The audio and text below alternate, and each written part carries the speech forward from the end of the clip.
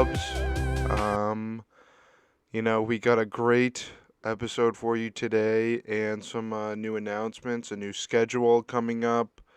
Little things are going to change, but it's for the better, I'd say. What is that, a sticker? New hat. Uh-huh. I'll leave it. Um, things are going to change. We got one episode a week starting on Monday. So episodes are going to come out on Mondays now. One episode a week. And yeah, 'cause school's going to start soon. So, I'm going back next week. Classes start, the week after. So Mondays, every week on Mondays at noon. That is the plan. So, another thing to add is I started streaming on Twitch officially. I started streaming. If I'm trying to make a schedule with that, I'm thinking, ooh, this is tough. What am I thinking? Saturday nights? I'm thinking Saturday nights for the most part. Either Friday or Saturday nights, I'll announce them.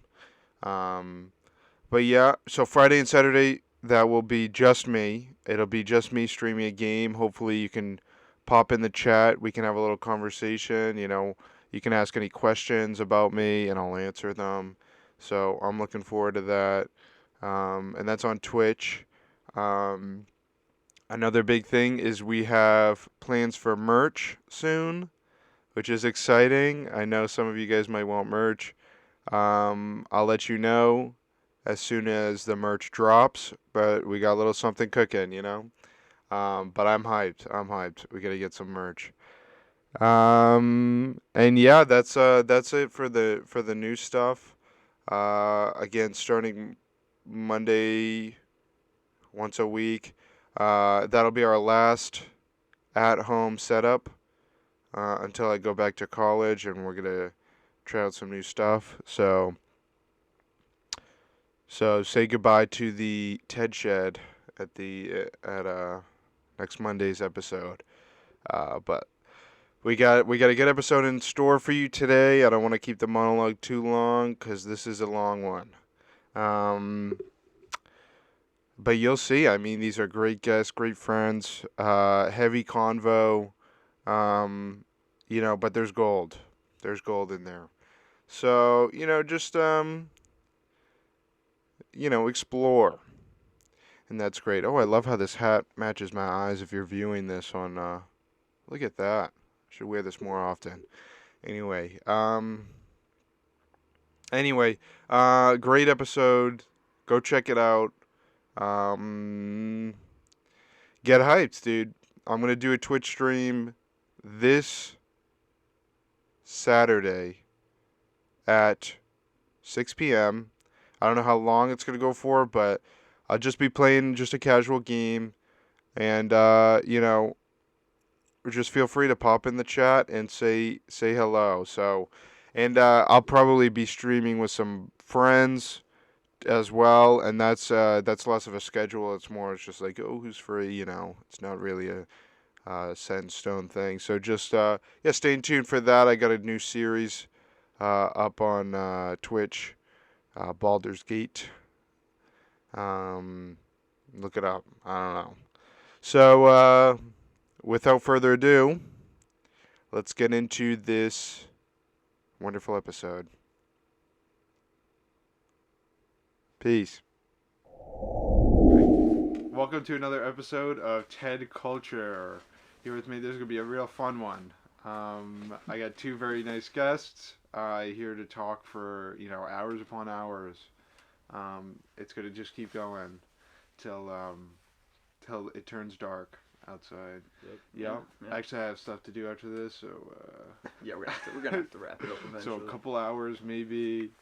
Let's do this. All right. So, would you like to introduce yourselves? I'm Tom LaPrad.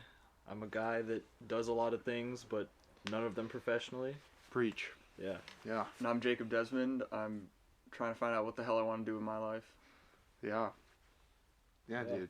I can relate. Yeah. I can relate to both of those. Yeah. Yeah. Yeah. Very relatable. Very relatable Very people that we got relatable. here, and very topical on the with the pod. We talk a lot about going out trying new things. Even if you're not good at them, and we talk about finding your passion. Yeah. So yeah, Yeah. Of course. yeah, dude, that's great. That's great. So why don't we start with Jacob, what you're known for, in a media presence. You had a both of you had a podcast. Yep.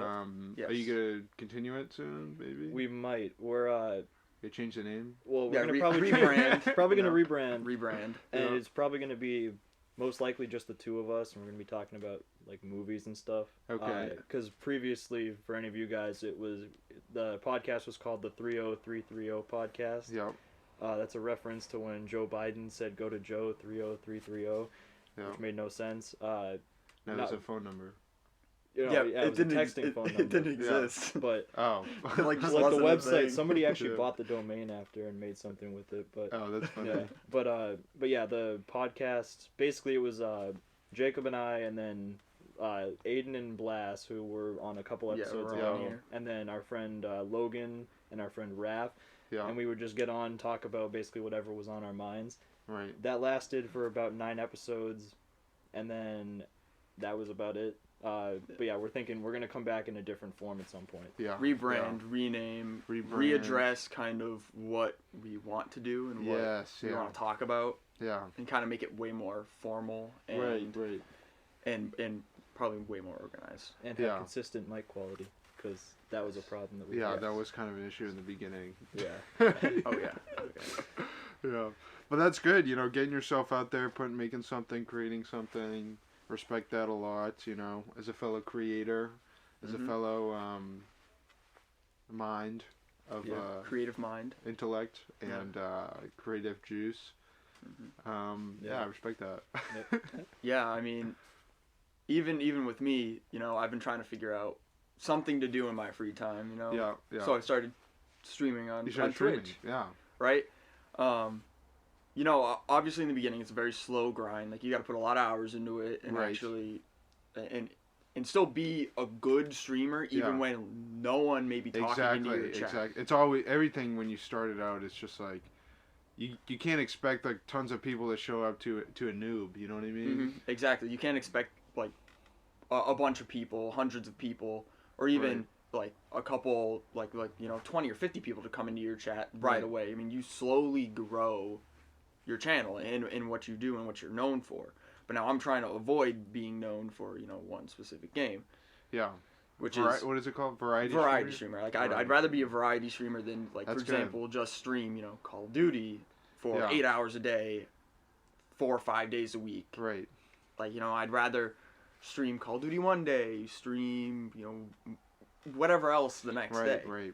rather than just kind of sticking to the one that gains viewers. Because I'm not doing it for the viewers, I'm doing it because I just enjoy it. Exactly. Yeah.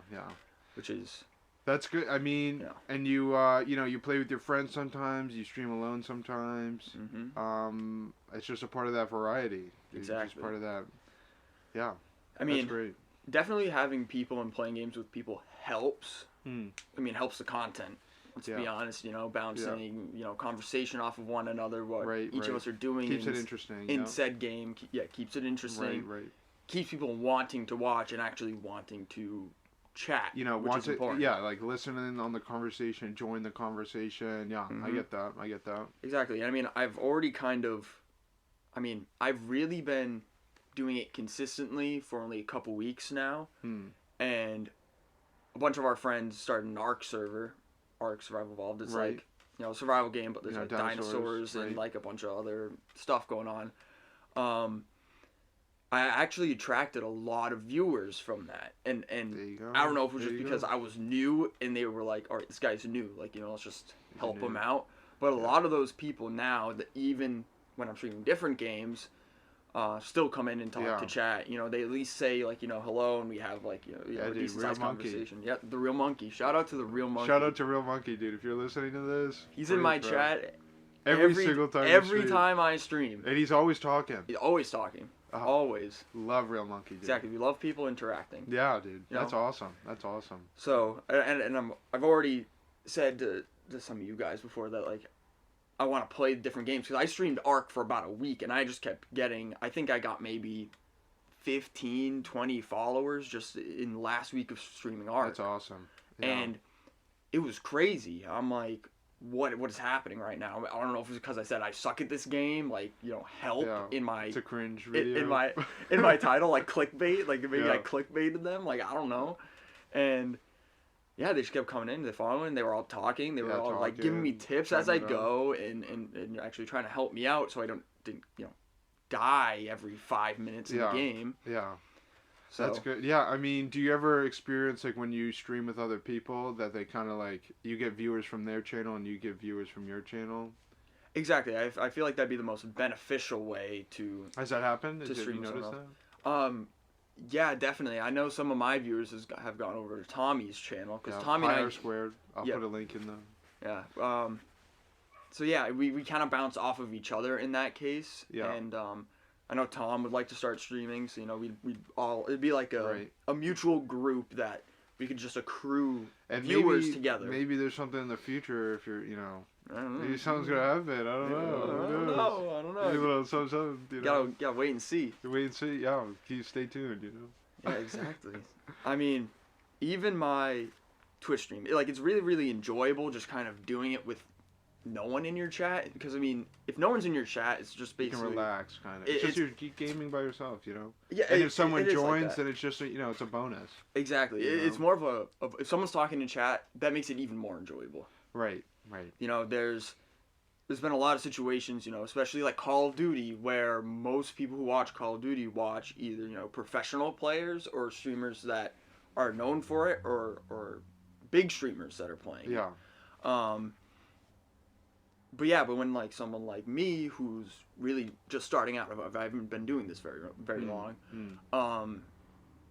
plays a huge AAA game like that, there's not gonna be many people just coming in just to watch you, because for all they know, they could see me as, now, like, I don't consider myself to be bad at Call of Duty. I think I'm like, I'm pretty good at Call of Duty. Intermediate level, maybe. You know, upper intermediate. Yeah. Okay. My KD's above 1.5. Okay, all right. We'll just leave it at that. Yeah. So yeah, I mean, they would come in and be like, "Oh, this guy's like a low viewer. He probably like sucks at the game, you know, whatever." Yeah. Which I feel like that's a mentality that, you know, even any of us would have when we're watching a stream. We'd be like, "Oh, he's a low viewer. Like, like he's probably not providing anything. Like, whatever." But I've noticed every time I switch to another game, they come back to Ark. People are always coming to me in Ark, and I'm like, really? Like, Ark, out of all games, is like making my channel grow? I mean, like, you know, that's cool. That's good. Well, but like, I don't want to do this all the time. But you're a variety streamer. I don't want to do it all the time. Right. Well, you need to, I mean, it's really just games that they don't get massive numbers, but they get stable low numbers. Yes. Like, if I start streaming, something that I want to do is I want to stream Kerbal Space Program. Yeah. And as I gain an audience, I'd want to kind of transition it into a thing where, like, I'm having, like, political arguments with the chat. Okay. Or just maybe discussions, maybe not arguments, or anything, like just talking about whatever is like, whatever the chat's bringing up to me. Right. Just have a discussion with the chat. Because that's a game where, like, there's times that you just have to press a button to, like, start up, like, the rocket doing a maneuver, and you just wait, like, 20 minutes. So at that point, I'd rather just be like, sit there reading the chat and, like, saying, like, no, that's, you know, whatever. Like, somebody's like, I don't know, they're saying, like, oh, I disagree with you on this topic, and then we can have a discussion or something. Right.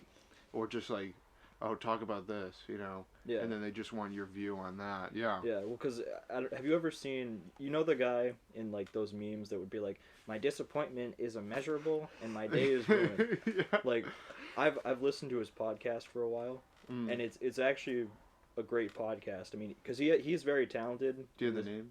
It's the VORW podcast. It means the voice of the report of the week.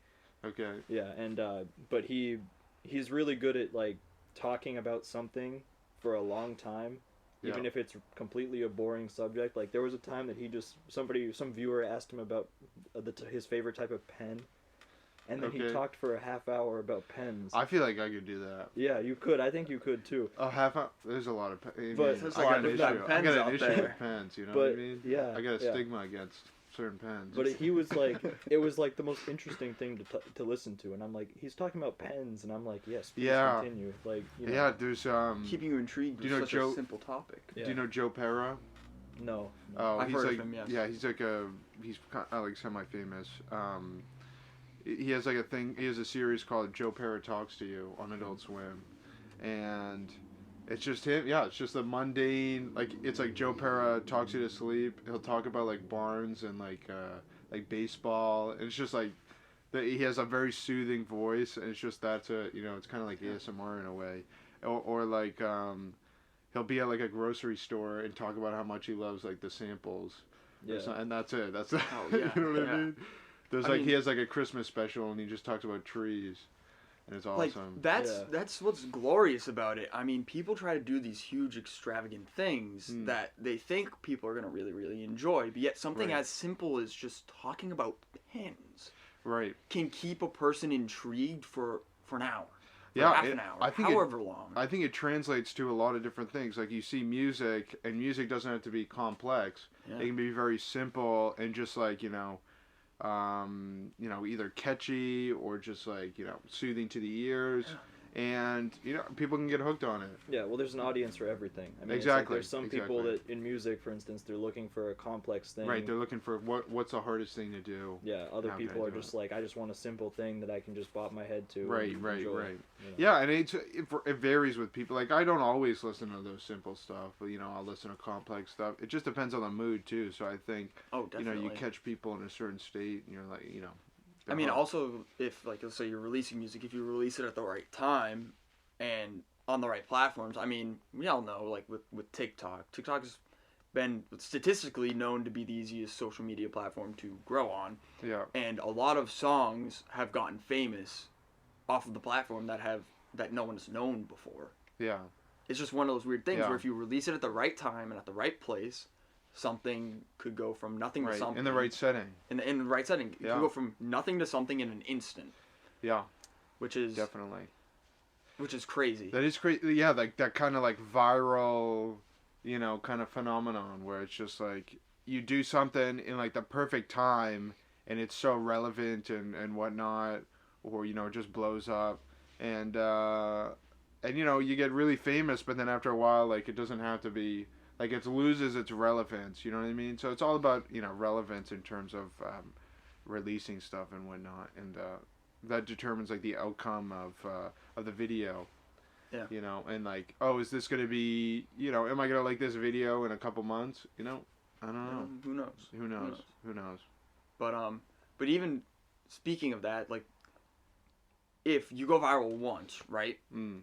A certain percentage of the people that saw you go viral are then going to stick with you for the future.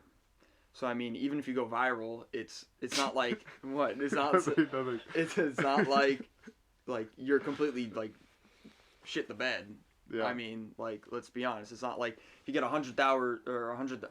I can't speak English. No, continue. If I get like 100,000 like views or likes on something, or like a certain amount of followers or subscribers or on YouTube, some of those people might stick with me. Some of those people might unsubscribe and completely like almost abandon. Yeah. At that point, so it's like even like the whole viral culture, it's not like one and done. Right. Yeah. No. You're right. Well, in terms of like Gangnam Style, like you don't see people looking up Gangnam Style anymore. Or even the guy that made it. Yeah. Or even Psy. Like what happened? Whoever. I don't even know. I mean, it's like. I mean, not to say that going viral can't help you. Like, I think in the case of the Report of the Week guy, I was saying... Yeah, voice of the Report of the Week. Well, no, but he's... he's called the Report of the... Okay. Yeah, but, he went viral, and, like, a lot of people were exposed to him, and then, yes, most people left. Like, if you go to, like, his famous videos... But he'll still have... Right. There's a lot of views on the famous ones, but then, like, the regular ones, some people were like, oh, I actually like this content. Right. Like, any publicity is good publicity. Yeah. Where it's just, like, you get that viral thing, and it's just, like, you're now... As you were saying, I think as one of you were saying, it's just, like, you're now open to more people, like, more people... are finding your video, like not necessarily viewing, but finding it. So it's you know, you can reach a lot more audiences, and say you're on trending or something. Like anybody on YouTube can look at the top videos or like trending videos. It's like it doesn't have to, you don't have to, like you can watch video games and then see a makeup tutorial on trending and not even look at that. But I mean, it's just like having that audience, just that outreach, it's good. Yeah, well, it's a lot of like business strategy as well. Like when you're trying to like, there's things like search engine optimization where you're carefully selecting what words you put into the description and stuff, so that it's more likely to show up when people are searching for similar content. Putting just like all those tags. Yeah, I know what you mean. It's like really, I mean, like there's a certain level of strategy behind it. Like if you get that growth, then you have to be able to keep people around and kind of like keep your videos showing up on the trending, and it's difficult. You try to maintain it as long as you can. Yeah. For sure.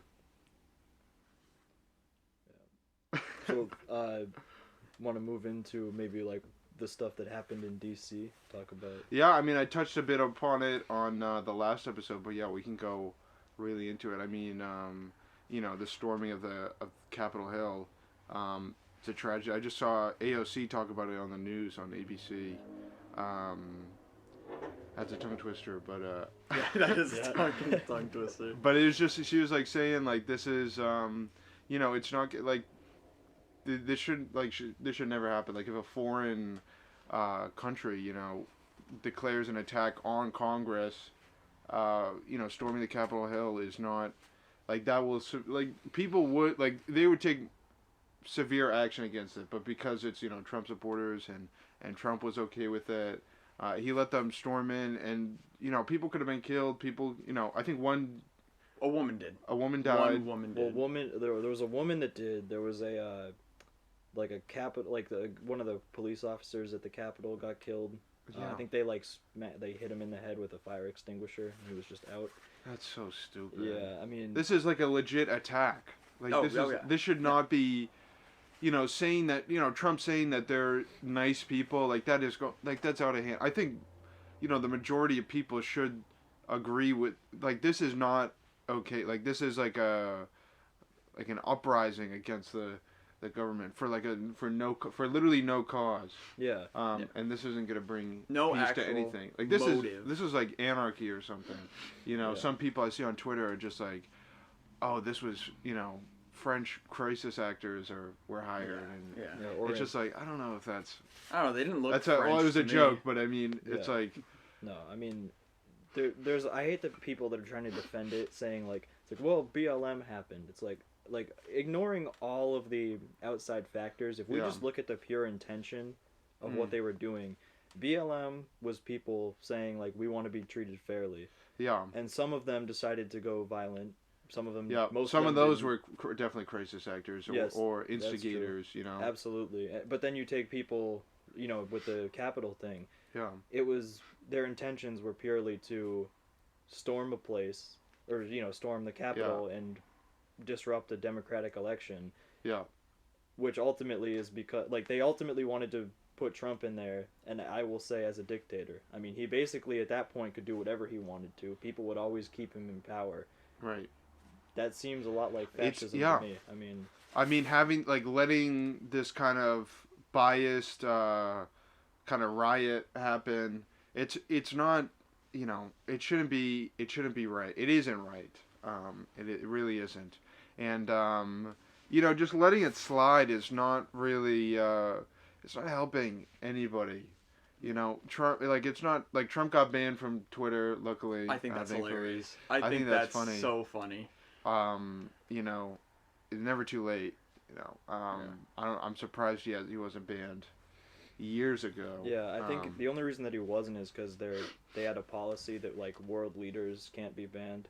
So originally they were gonna ban him as soon as he wasn't the president. Yeah. But they were like, okay, hold up, we can't now. But yeah, I mean. I remember seeing this one video of this woman. She was being interviewed for some news channel, and she was talking about how she supposedly got maced, and even though her face wasn't red or anything, it And didn't this is look like... she was a part of the riot? Yes, she was a participant in the riot. Yeah. Her face wasn't red. It didn't look like she got maced at all, right? Yeah. She was claiming she got maced, and she was making this whole big claim about how this is an attempted revolution and blah, blah, blah, blah, blah. People actually dissected the video, so slowed the video down, and she was holding a towel that she was, like, wiping her face with, which that doesn't help you if you got maced at all. Like, you have to pour milk on your face if you get pepper sprayed or maced. That's the only way to get rid of it. People dissected the video. She actually was holding an onion in the towel. Oh my and she was rubbing the onion on her eyes. And would mace, like, make a color on the towel, too? Like, wouldn't that I would stain the assume towel? it probably would. Yeah. I mean, usually, if you were smart... Holding an onion. Oh yeah, my it was God, literally, she was holding an onion in the head, and she was going like this, and she was, like, complaining about how, like, I got maced. Oh my God, I got maced. Yeah. No. And I'm like, bro, you just stepped foot in a federal building. Yeah. And she literally said, She could have gotten killed. Like, Yeah. I think She got legit. shot. Yeah, I think legit. If you as AOC was talking about, like, if there was a foreign, kind of like attack on Congress, on Capitol Hill, like, there would be extensive violence. Like, people, like they would have been killed. They would have been maced. They would have been detained. They would have been, something would have happened. But this case, it's Trump supporters, and the president just let it happen, and then everything was disrupted. Yeah. The guy who was sitting at the president's desk was arrested. Was it Nancy Nancy Pelosi's desk? Yeah, I mean, a lot of stole the pen. Yeah. He stole one of Nancy Pelosi's pen. Like, a lot of the... It's so random. Like, why do you need that? Yeah. No, a lot of them are getting arrested, but... Oh, no, yeah. I mean, our government... Which is good. Oh, yeah. It should have happened sooner, but... Yeah, no. Our government is really bad at kind of, like, being consistent in how they respond to things. Like, I mean, and this goes to most things. Like, say you look at COVID, all right? Yeah. And we're at the point where we're now losing more people than we lost on 9/11 every day. Yeah. And I'm like, imagine if that was terrorism. Like, imagine if literally, like, there were terrorists flying planes into places, killing that many people every day. Imagine there was a terrorist in that riot group, and they had a bomb, that couldn't have been stopped. Honestly, I mean, they are. Like, I would call them terrorists, just, Yeah, I mean, definitely. Under the law, with what they did, I mean, I don't know how many laws they broke actually doing what they did. They, like, under the law, they're domestic terrorists.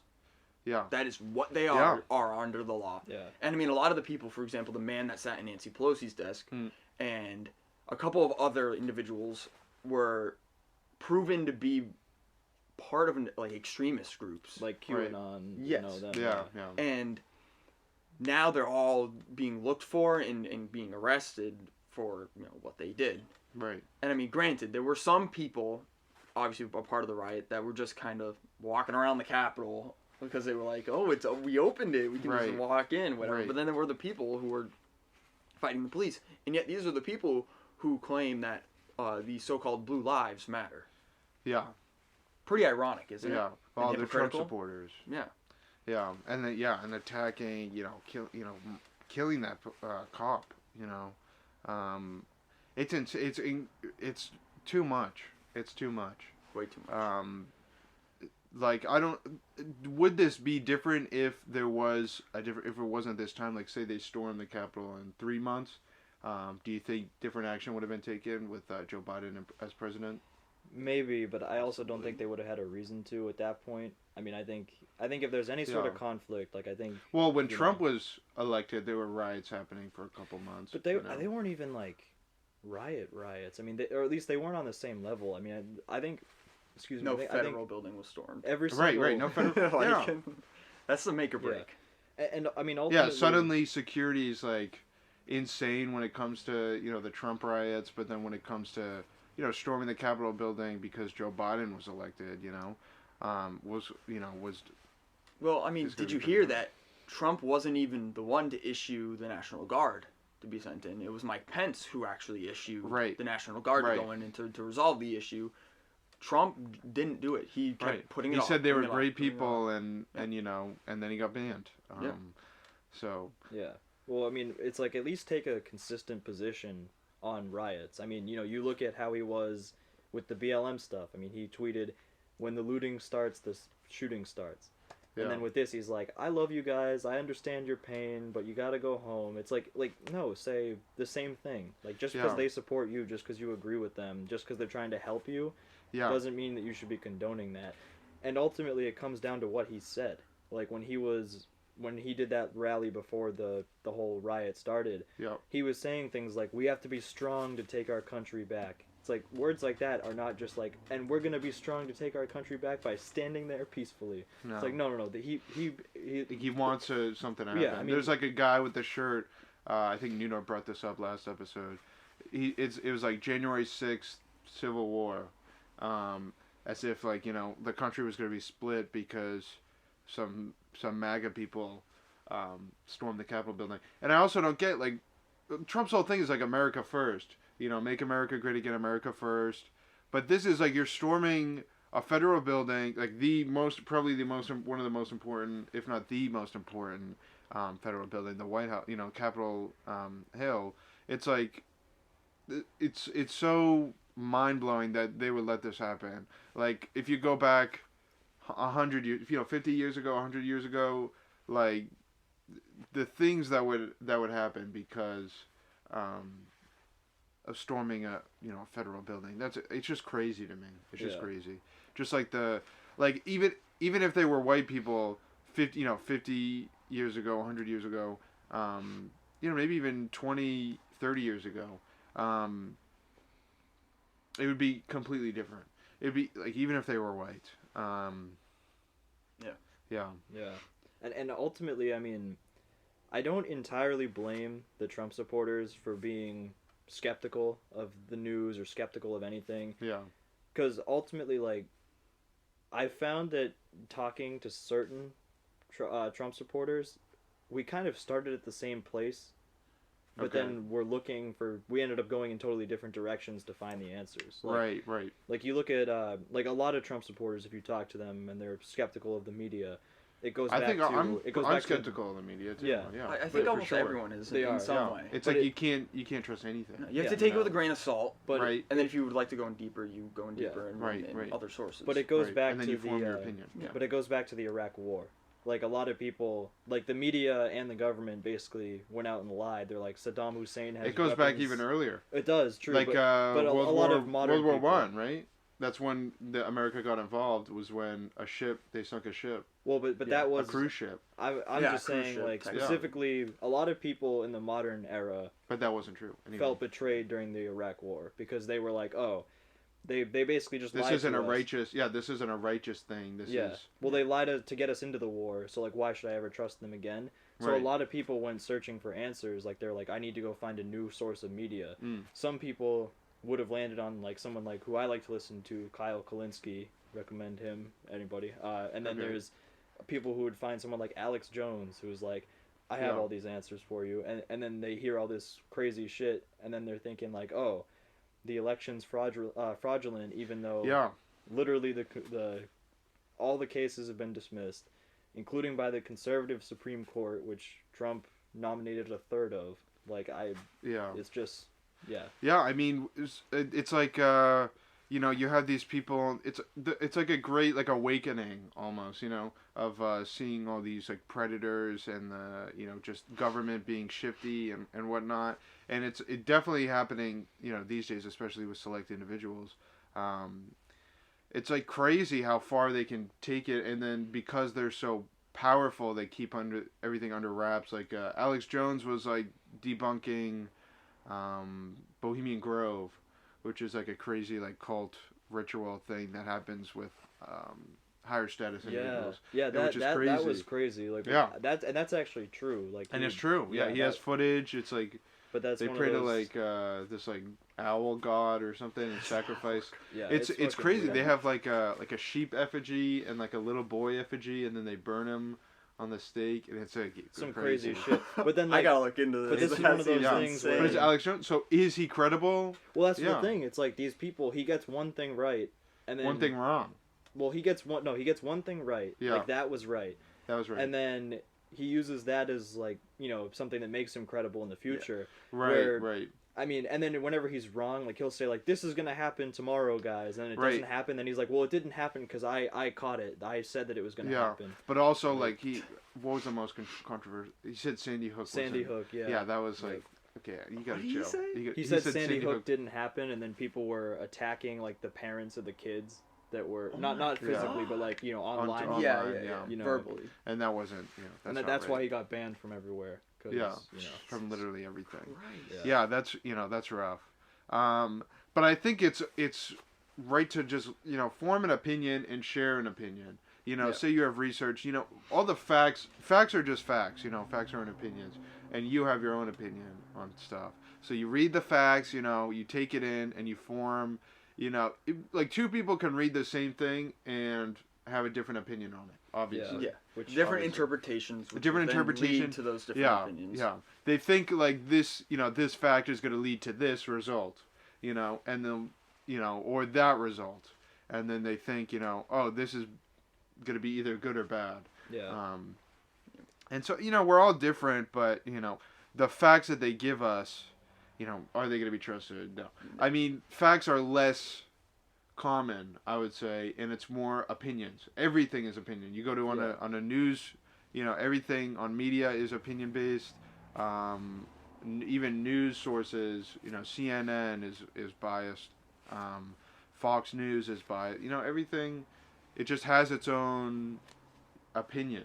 Yeah, well, it's all they barely facts. present the facts. It's like facts interwoven with opinions. Like they say them at the same time, so it's. But it's hard. It's hard to differentiate too. Yeah. Like they'll say like an opinion about a fact, and people just interpret it as, oh, this is definitely what happened, or definitely what everyone else thinks.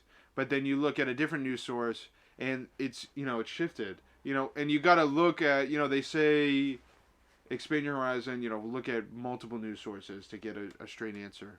And it's hard to you just got to find the facts within the news. You got to separate the facts from the opinions in it, and it's kind of it's tougher. It gets tougher, but well, it takes a lot of work on the part of the individual. Like if you want to look for the facts, you have to go and like say if some news source brings up, oh, this study shows this.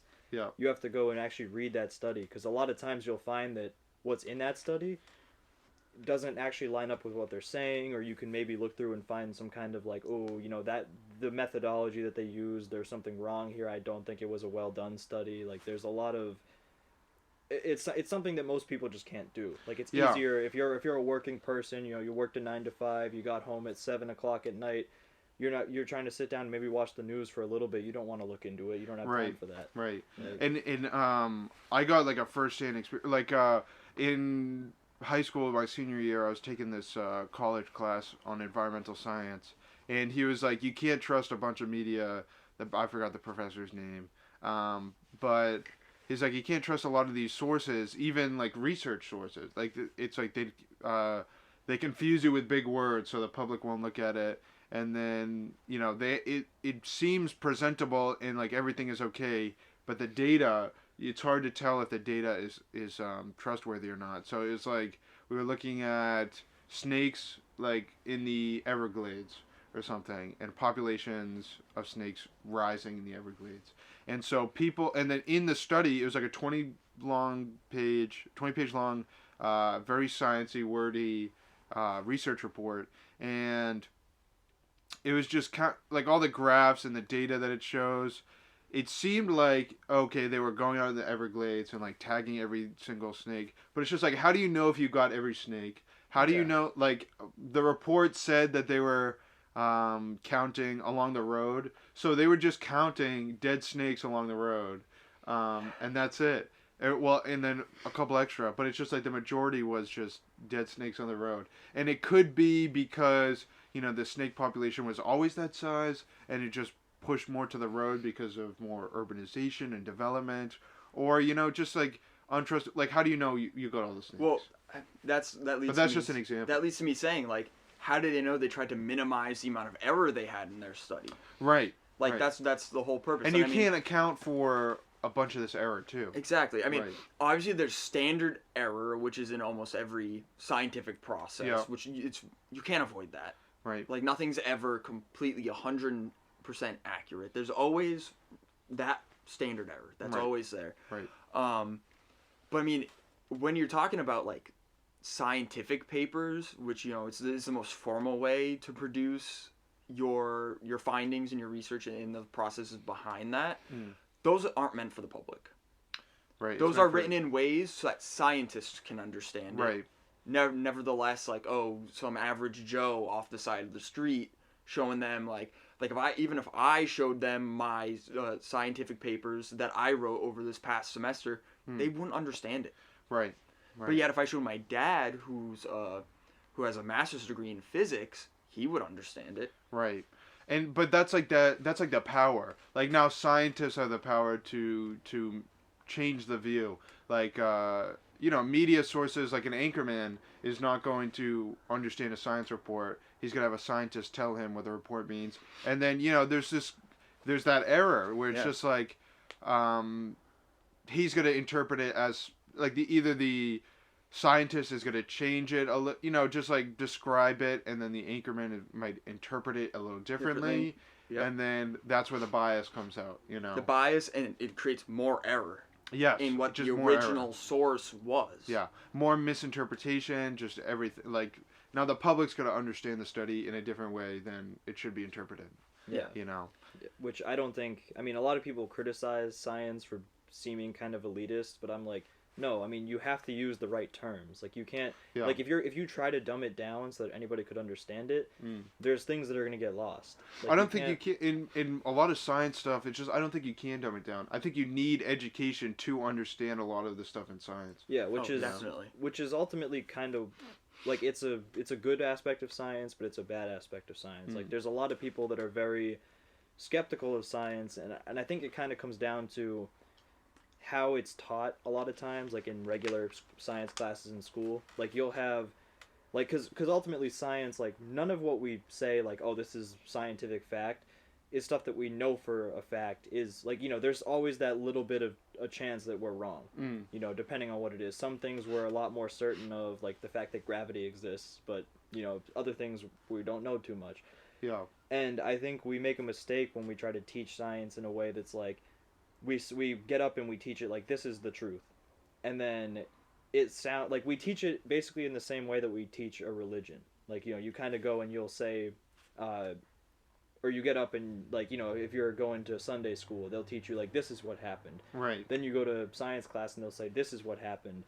Instead of, like, if I was a science teacher, I would say, like, this is what we think has happened based on the current evidence. Right. And you talk to someone with a science degree and they're all like, nothing, it's all theories. Everything is a theory. There's no definites. Yeah, which theory is the biggest, like, the best word in science. Like, if you're considered a theory, that's like the top tier that you can be considered. Right. That's the closest you can get to the which is something a lot of people, like, if you see, like, religious fundamentalists, like the creationists, they'll be like, well, it's just a theory. It's like no. But a theory is as close to a fact as you can get. Yeah, there's so much backing up with that theory. There's so much, making it true. Or making it as close to true as possible. Gravity is a theory. Yeah. Like, it's a theory. But it's just so heavily backed up that it's like, yes. The Earth is round.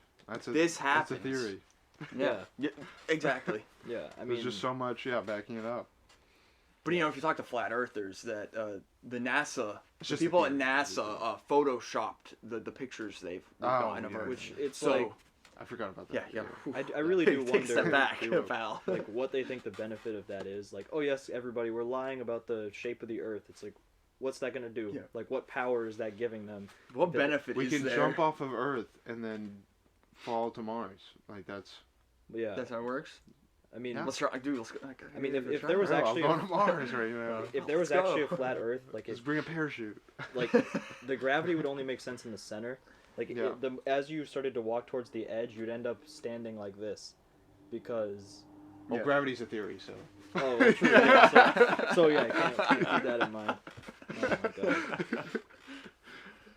god. I had Ayush on, and he is like a science, he's very into a bunch of things. Like, he talked about how there's like 10 dimensions, and he break down like a little bit of quantum physics. Quantum physics is insane. It is. It's the only part of physics I thoroughly enjoy. I will say. Yeah, it's crazy. It's the most interesting It's crazy. But yeah, we had a whole talk about that towards the end of his podcast, and that was was great. Even with the topic of climate change, I mean, it's at the point now where the trends are so obvious. Like, for example, they do a yearly report on the Arctic. Yeah. And this past year, 2020, was the worst year the Arctic has ever had. Yeah. It had the most amount of glacial ice melting in the month of July than ever before. But it's crazy because no one would know. Yep. You know, because of all this, like, the political climate, you know, forget the actual climate, the political climate. It's just like, it's distracting people from the worst things. From the, you know what I mean? like people, I don't like when people's philosophy with this is, oh, we don't know what's going to happen, so therefore we shouldn't be worried about it. It's so dumb. It's ridiculous. But you see it with movements too. You can get to what you said, but I just want to bring this up. You see this with movements too. It's just like no one movement kind of sticks with relevance throughout time. Yep. You know what I mean? Sure, there's like little cases here and there that are part, like say the Me Too movement. It's just like, sure, that was a huge movement, and it kind of still, you know, it pretty much still is. But it's just like the priority of it decreased when the Black Lives Matter movement came up. You know, when the election came up, you know, that kind of like, you know, the political polarization was kind of like above the Me Too. Yeah. It was maybe on par with or above, you know, Black Lives Matter. Just that. Yeah. You know. And I mean, even like the media dramatizes climate change so much that they make it seem like it's gonna happen tomorrow or this year or next year. Yeah. But we know on a basis that it takes time for something dramatic to actually take place. To build up. I mean, I'm gonna say my credibility. I'm a marine bio major. Okay. So this topic is like very important to me, and we study it a lot in all my classes. So the Arctic has actually been changing since the late 70s, and in every decade, the amount of glacial ice, and now most people don't know this, icebergs and like the sheet ice that's on the ocean, two completely different types of ice, two completely different forms of water. Right. But, you know, glacial ice is seawater that is hence frozen, but, you know, the salt comes out of it, so it's therefore fresh water. Okay. And, you know, icebergs and things and other things of that nature are fresh water that either come off of the land and then build by snow. Okay. So the whole issue with it is that, okay, usually the glacial ice regulates itself, you know. The whole issue with the Arctic is that since the 70s, it's essentially been decreasing 10% per decade since then. But yet last year it took a huge rise in that number. I can't remember exactly what number. But from last year, they're saying that with just that, the Arctic is going to look completely different in 30 years. Yeah. Which now it's just like exponentially getting. Which this brings me to this, right? It's like, okay, you trust meteorologists on the news for the weather prediction, right? Think of like a climate prediction, such as like what I just said about the Arctic, as like a meteorologist report, right? Where it's like they're fairly certain it's going to happen within whatever time and whatever event is going to happen, but yet something could change. It could worsen. It could get better.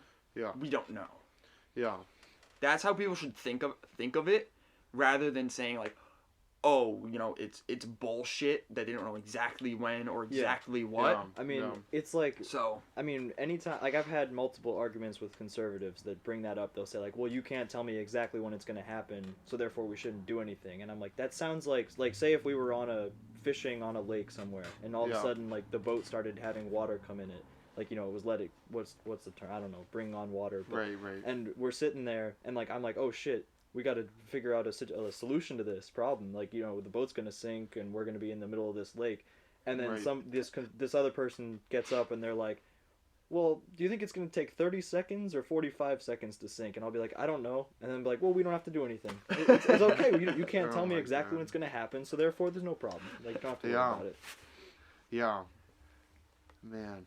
Yeah. Yeah, but the big thing is like, oh, is it gonna happen in my generation, or like what is it gonna happen while I'm still alive, or while I'm not? Like you hear the thing where it's just like, a bunch of older people are just letting the younger generation figure out the issue. Yep. You know. I mean, I don't know how many times my grandmother's told me that we're the people to fix their problems. Yeah. That the mistakes that pees me off. You know, I gotta pee with that. I'm not smart enough to fix this problem. Yeah, myself. I know. I'm like, okay? you're putting too much faith in us. I'll recycle. I can recycle. I can, have a metal straw. I can cut off the straps on a mask. When I own a house, I'll compost. Yeah. Why not? I can rip apart. If I get Gatorade, I'll rip apart, I'll tell you, I'll rip it apart. I'll rip apart the thing holding it. You know what I mean? Yeah. And, happy feet. Yeah. Okay. Yeah. We're on the, like we're on the how same you just page. went, happy feet, and we knew what you meant. Macaroni pigment. Like that's so sad that we know what happy feet in this means. But if you went 50 years back and said that same thing, happy feet. They wouldn't know. Yeah, bro, They wouldn't even know that penguins get shit around their neck and it kills them. Like, what the hell? But yeah, I mean, it's just crazy how ignorant people can be. I'll do my part, but I need other people to do. I'm not like one generation can't save the world. You know what I mean? Yeah. We might be able to help it in some way. Yeah. But we can't solve it completely. Yeah. See. Yeah. I mean, I think the whole point of that saying is that you're the one to fix our problems. That like you're the ones that have to start fixing our issues. Yeah. And then hopefully the younger generations will then carry that on. And it's this kind of weird thing where it's just like the older generation has kids. It's just like they think they're responsible for the kids, and a lot of parents do feel that kind of they care more for the environment so their children can have a better future. A lot of parents, a lot of grandparents, they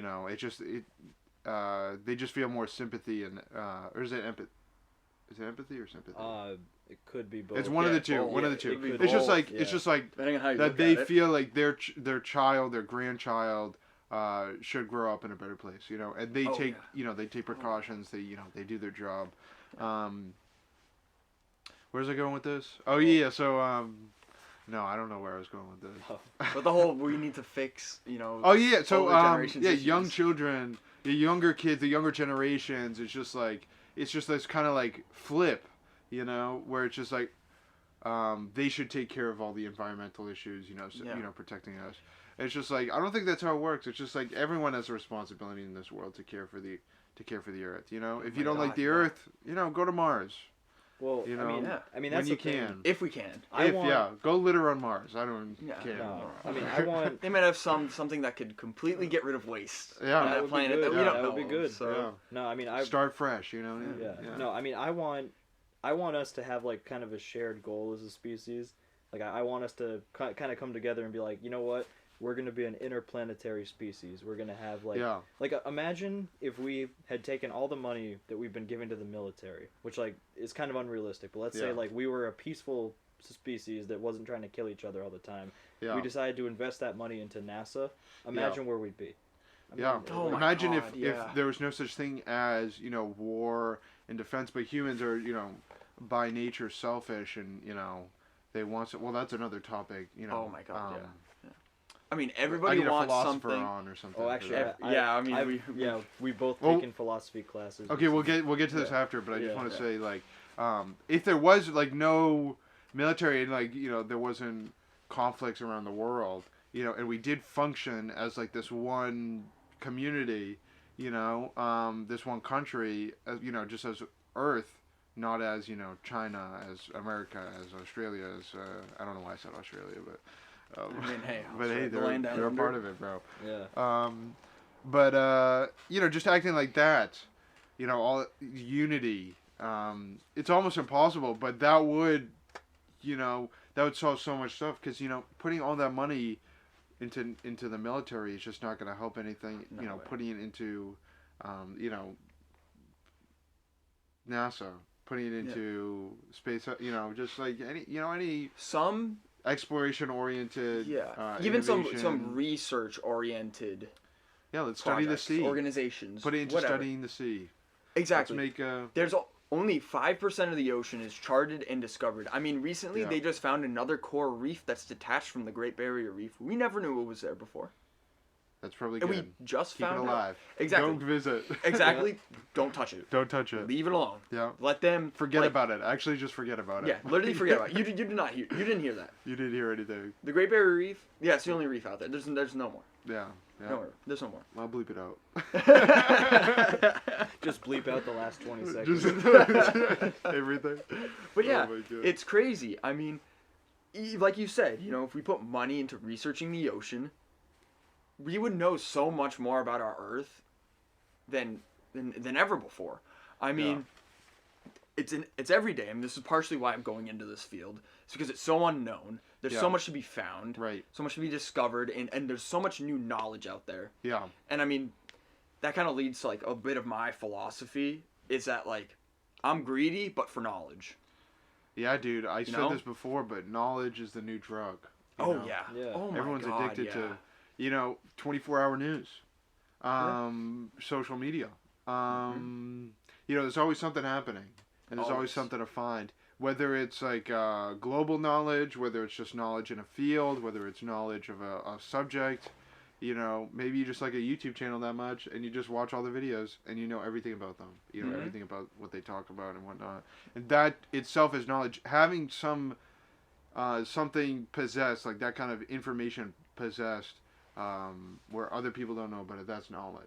You know what I mean? Yeah. Like I know something that you don't. I'm knowledgeable about Definitely. this subject. Oh my God, yeah, for Yeah. sure. Yeah. It's different than intelligence, for sure. Oh, definitely. Like using that knowledge Like, is different. you could have so many facts, like fun facts in your brain, but yet not be intelligent. Exactly. Like, you can memorize like just all like of you this be a stuff. computer. Like a computer is knowledgeable, Yeah. not intelligent. Yeah, you know can what I mean? memorize everything. Unless it's artificial intelligence. You can memorize everything. Yeah. But yet your IQ could be well below average. Yeah. Like, it's such like a you could weird be- thing to think about. Like Rain Man. Yeah. Rain Man, he knows all the facts. He's got photographic memory. Anything you tell him, he'll remember for the rest of his life. But can he use that knowledge? Like all he knows is just facts. Mm-hmm. Can He bring could up only stuff? tell you this. He can tell you. He could tell you how to do something, but he couldn't do it. And he has like this. He has talent. Sure. Like if you drop, what was the thing? It's like you can drop change and he'll figure out how much it is or something. Yeah, just by like seeing and listening to it or whatever. Yeah. It's just like, some like crazy thing. Like he can look up in the sky and count how many birds there are in the sky in like seconds or something. Yeah, like I know sure as hell I wouldn't be able to do that. I can't do that, but I can use information better than Rain Man could. Yeah. You know.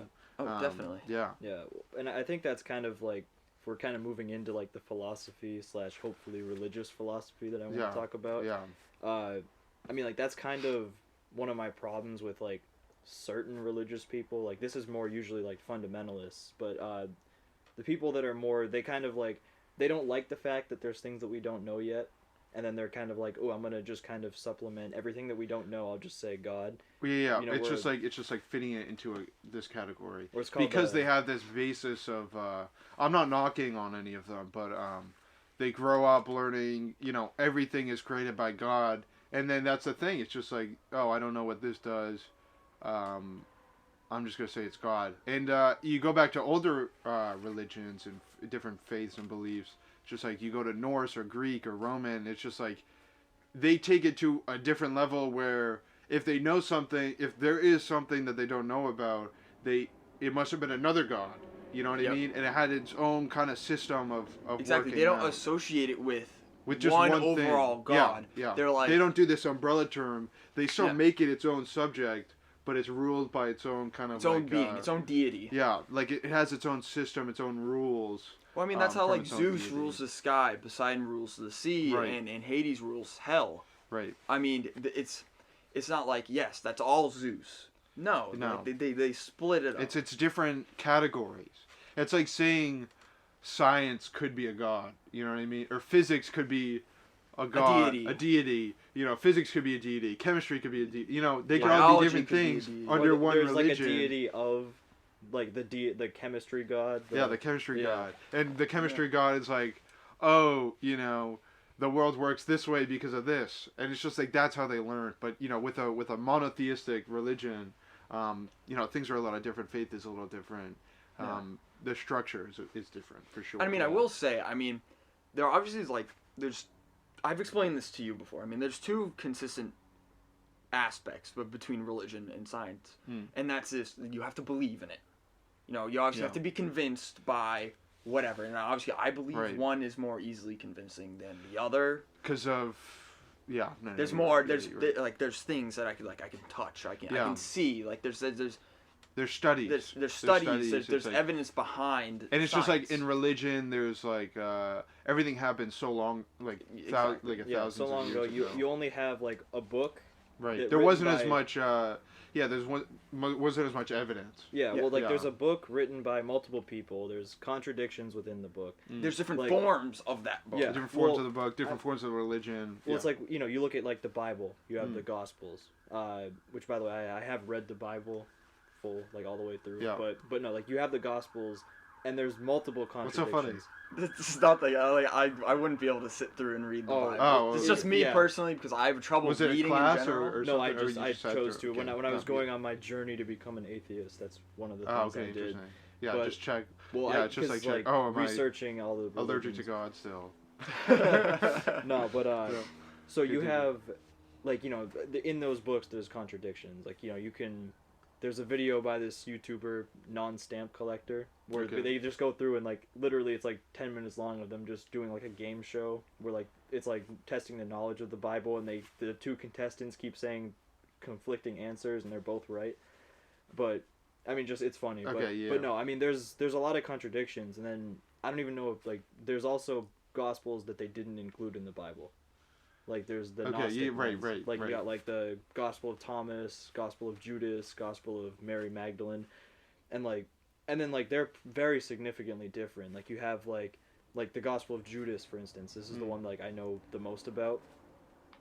In that book there's they make the claim that Jesus basically before the night that he was betrayed, he asks Judas to come over to him, and he kind of explains, and this is just Cliff Notes. I mean, I would recommend reading it at some point. But, But did you read the whole Bible off Cliff Notes? No, I'm just giving you Cliff Notes. Okay. But he basically was he explained, and it was a big plot twist. He's like, hey Judas, so actually, God is evil. He's this dude named Soklos, and he explains this whole new origin myth, and then he's like, and actually, I'm here in opposition to him. He's my enemy. Jesus was? Yeah, and it's a big plot twist. And then I'm sitting there first of all, that's something that I wish was in the Bible, because I think having, since it's supposed to be a historical account, it would be nice to have all the different opinions or all the different accounts of what happened, because they're important. But also, I think if I had to choose, if I was an early Christian and I was deciding which sect of Christianity I would believe in, I feel I'd be a lot more inclined to believe that the Gospel of Judas version, because then you look at some of the stuff, especially in the Old Testament, that God was doing, where it's oh yes, go and kill that entire town, and except for the virgins, take the virgins and for yourself, and I mean it's just a simple example, but there's a lot of things in the Bible that are very outwardly immoral, or it seemingly against God's nature, that if you're reading it as truth, you're either going to make excuses for it, or you're going to look at it and say oh, well that's bad, this can't be true, or he can't be a good God. Or you'd look at it and say well, some scholars would be well, this passage is more metaphorical.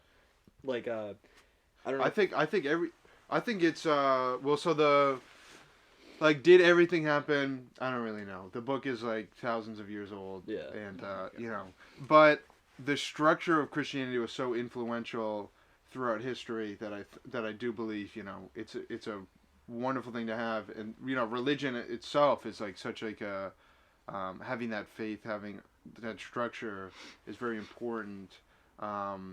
But yeah, I mean, in terms of morals and that not more morals, moral of the story, kind of when you say metaphorical, it's just like it's like a lesson, or it's just like something to reflect on or something. I mean, so I'm kind of conflicted with that whole thing where it's like, yes, the Bible does teach you like morals and life lessons and all that. And when we talk about the different sects of religion, like the Catholics or the Protestants or the Methodists, and more, it's just they interpret it. They interpret the lessons and teach lessons a little differently. Oh, so you have more that are more like repressed and are focused more on. They're less engaging and active. Like say you go to a Baptist church, it's all about peace, love.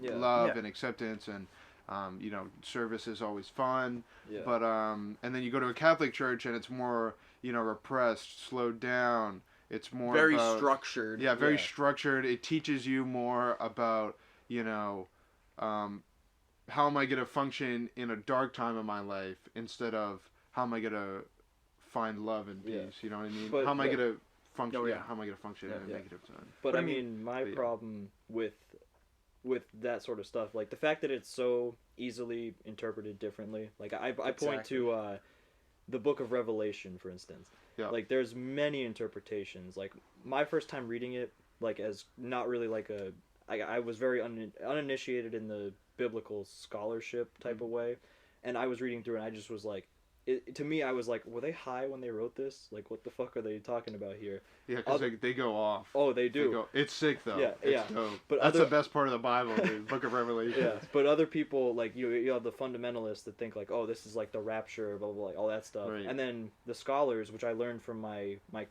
second-ish cousin Brian, who he's like, I think he's becoming a deacon soon, but he's like a philosopher and everything. Yeah. He was saying like when he was studying it, he learned that the Book of Revelation was actually a political document that was criticizing the Roman political system. Okay, yeah. And so like, that's just one example. Like injustice in the and if you hear a scholar like explain that to you, it'll make sense. I kind of forget a lot of the details. Yeah. But like you look at that, there's so many interpretations, and then I say like, if the Bible's true, it's the most important thing in all of human history. Like God, like the creator of the universe telling us his word, his expectations. I think like an omnipotent, like what I like to call tri-omni God, all good, all powerful, all knowing. Yeah. They would have like, they would know a much better way to get that message across than literature, which of course, like, you and I could read a regular book and we could have totally different interpretations about what it means. Yeah. I don't think that that's the most efficient way if you're trying to get an important message across. I don't know. I do think literature is important. We're very. I'm trying to think of the word. I mean, but it's just like we're very focused on. Yeah, right. Like, it's how history is kept and whatnot. But also, documents are important. If God was to do a different way, like say there was like a physical imbalance in Earth, if something bad happened, say there's, people get ill if they do bad, or, the political stuff in Rome, it's just I don't know too much about, but say there was just like a bigger tell, to change their political government. I think it would give us less freedom to do certain things. Like say there was like a physical imbalance in the structure of Earth or something. Say someone felt ill or something. It's just like you can't have that kind of like that guilty pleasure almost. That kind of like that bad to it's tough to form, but it's just like it's the free will. Like the free will. Yeah. It's just like you can do whatever you want. Yeah. And do you mind if I kind of go on a big tangent with this? I mean, I have not a huge tangent, but so I recently saw a video from this younger philosopher, Cosmic Skeptic on YouTube, okay. Alex O'Connor. I find him very intelligent, but he made a video discussing this paper from another guy. I forget that guy's name, and he basically brought up the fact that like the three main arguments in defense of like a all good God are equally as good at defending an all evil God. Like if we, like you and I think we can all agree here there's no way that we live under like a maximally evil God, because it's like things could be a lot worse. Like, yeah. You know, it's not as bad as it could be. It could be a kind of like hellscape, you know what I mean? Yeah. But it's not. But then if I were to say like we also can't be living under an all good God because it could be a lot better, you'll get the common responses that you'll get. There's three. These are called like the theodicies. Number one is the free will. It's like if God wanted good people, they had to choose to be good, to be truly good. So therefore, he has to allow free will. Without bad stuff, there wouldn't be good stuff. Yep, that's the other one. Yep. Yeah. And then the last one is without bad, there wouldn't. Some goods can only come from the existence of some bads. Like you can only have like bravery in the face of danger. Sure. Yeah. You know, but then you can, just by changing words, those arguments are equally good at defending an evil God. Like you can say like God wanted everyone to be evil, but in order to be truly evil, they had to choose to be evil on their own. Yeah.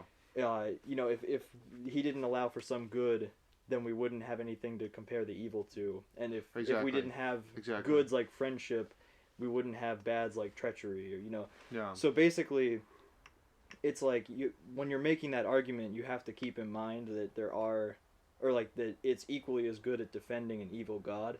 And since we can all agree that we're not under an all evil God, you know, I don't think that they're the greatest arguments. And then also, I don't even think we really have free will, because I think most of the time we can't really choose what we want. Like, you know, whenever you're sitting there and you're like, man, I really want some ice cream right now. It's like, yeah, but you can go out, you know, you have the free will to, you know, I could go out, find a cow, freaking milk it. Yeah. And then it's make like, ice cream, you know what I mean? It's like I can get up and go, you know, I can walk. I can, you know, as long as I can get up, walk, you know, as long as you're find, able. forage. Yeah.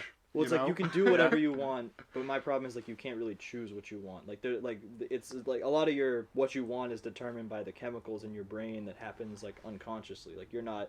Okay. Yeah. Like, you know, I can want ice cream, but I can make the choice to not want it. And it's like mood based as well.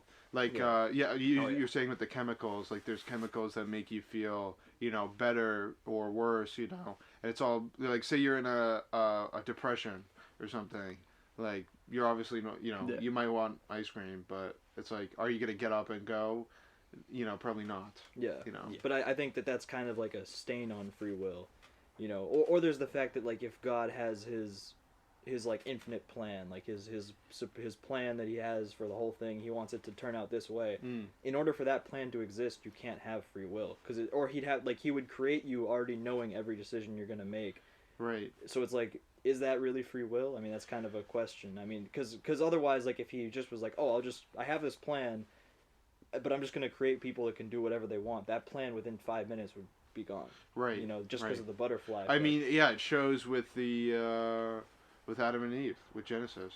You know, he gave them free will, and they ate the apple, and that wasn't a part of the plan. Which I think, like... I mean, you're right. That was of the plan. That's an original sin. That's a sin that we all... But then you look at that, it's like you have...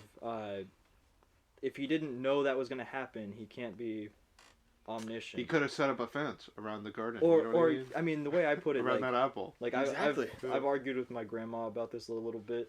And she's like, well, if he didn't put the apple there, they wouldn't have free will. And I'm like, well, not really. Like, say. Well, no, I think so. Like, say he put a fence around the apple. Now they don't have free will because they don't have the opportunity to get that apple. Well, but I'm saying, I mean? Like, they don't have the choice. But if to get an apple. But if it never existed, like say if we were all trying to get lunch after this podcast or something, or probably dinner at that point, who knows? Yeah, I don't know. But like a late dinner. Yeah, whatever it was. Lunch. And say like we were trying to decide what restaurant we wanted to go to, and like say we had to stay in Milford, and like we were deciding between, like say we had to pick between McDonald's, Burger King, and Wendy's. But say that none of them were No, there. or but let's say that, would it, like if we had to stay in Milford, would it be against our free will to not be able to go to Chick-fil-A? Just because it's like, oh, Chick-fil-A is in a different, you know what I'm saying? Like it's kind of a bad. Say that like a restaurant never existed. Like, so say you were going to go to McDonald's or Burger King or anything. Yeah.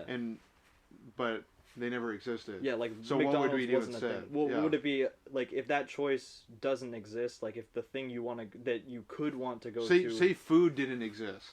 Okay. Yeah. And then, but we want to put something in our mouths and digest it.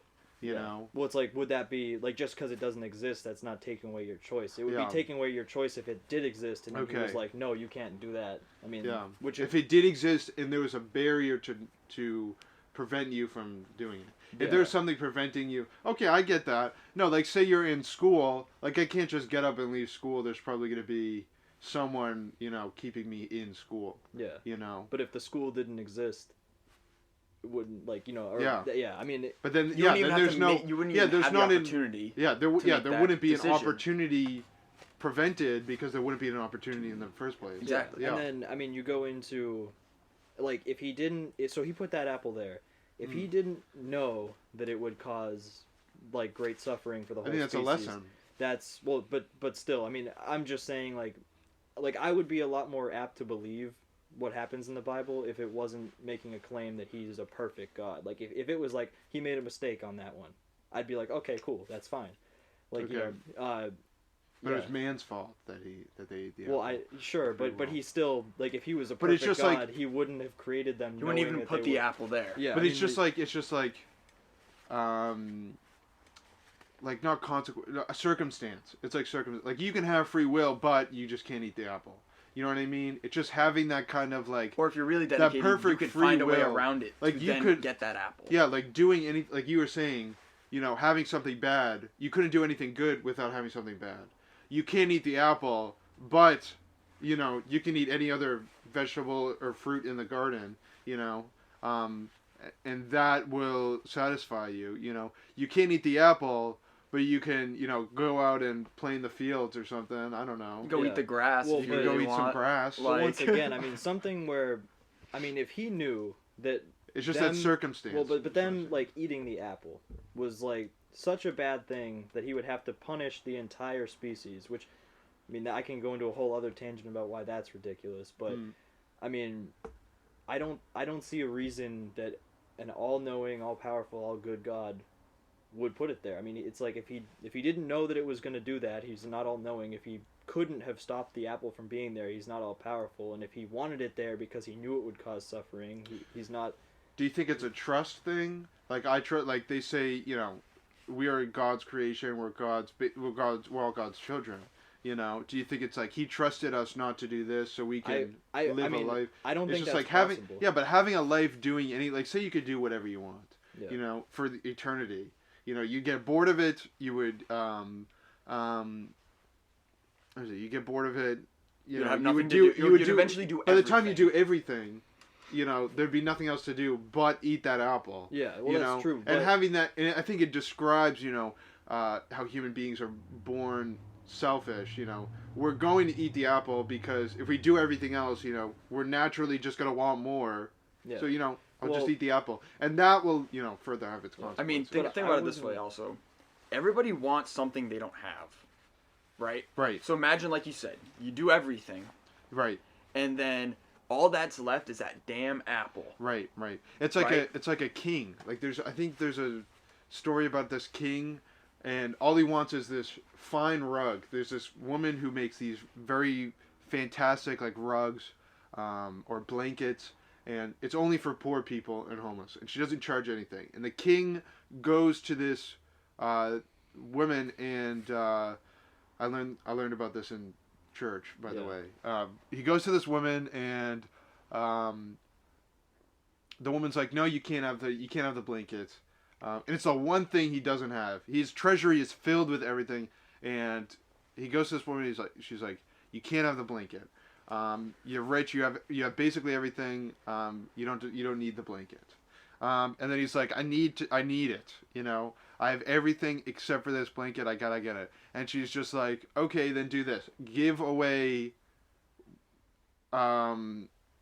your treasury. And he's like, no, I'm not going to do that. That's crazy. And then days, months, years go by, and he's like, I need this blanket. Somehow he sends guards to retrieve the blanket, and it's just like, he can't get a blanket. And so eventually he starts giving out, he goes kind of mad, almost. But he's just like, okay, you know what? I need this blanket. I'm going to give away my treasury. So he goes around the kingdom and just giving away all the stuff. And then he goes to the women. He's got nothing. He's in like He gave away all his clothes and everything. He's got nothing. Butt ass naked. Yeah, so he's basically a homeless person at this point, and the woman is like, okay, here's a blanket, and he's finally happy because he has everything.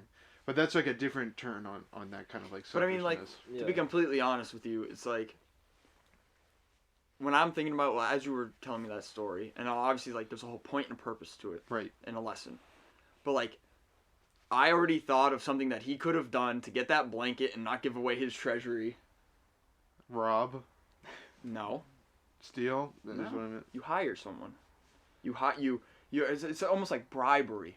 Yeah. You go to a homeless person. Oh, yeah. And like, you either barter for their blanket, or you hire them if they have nothing.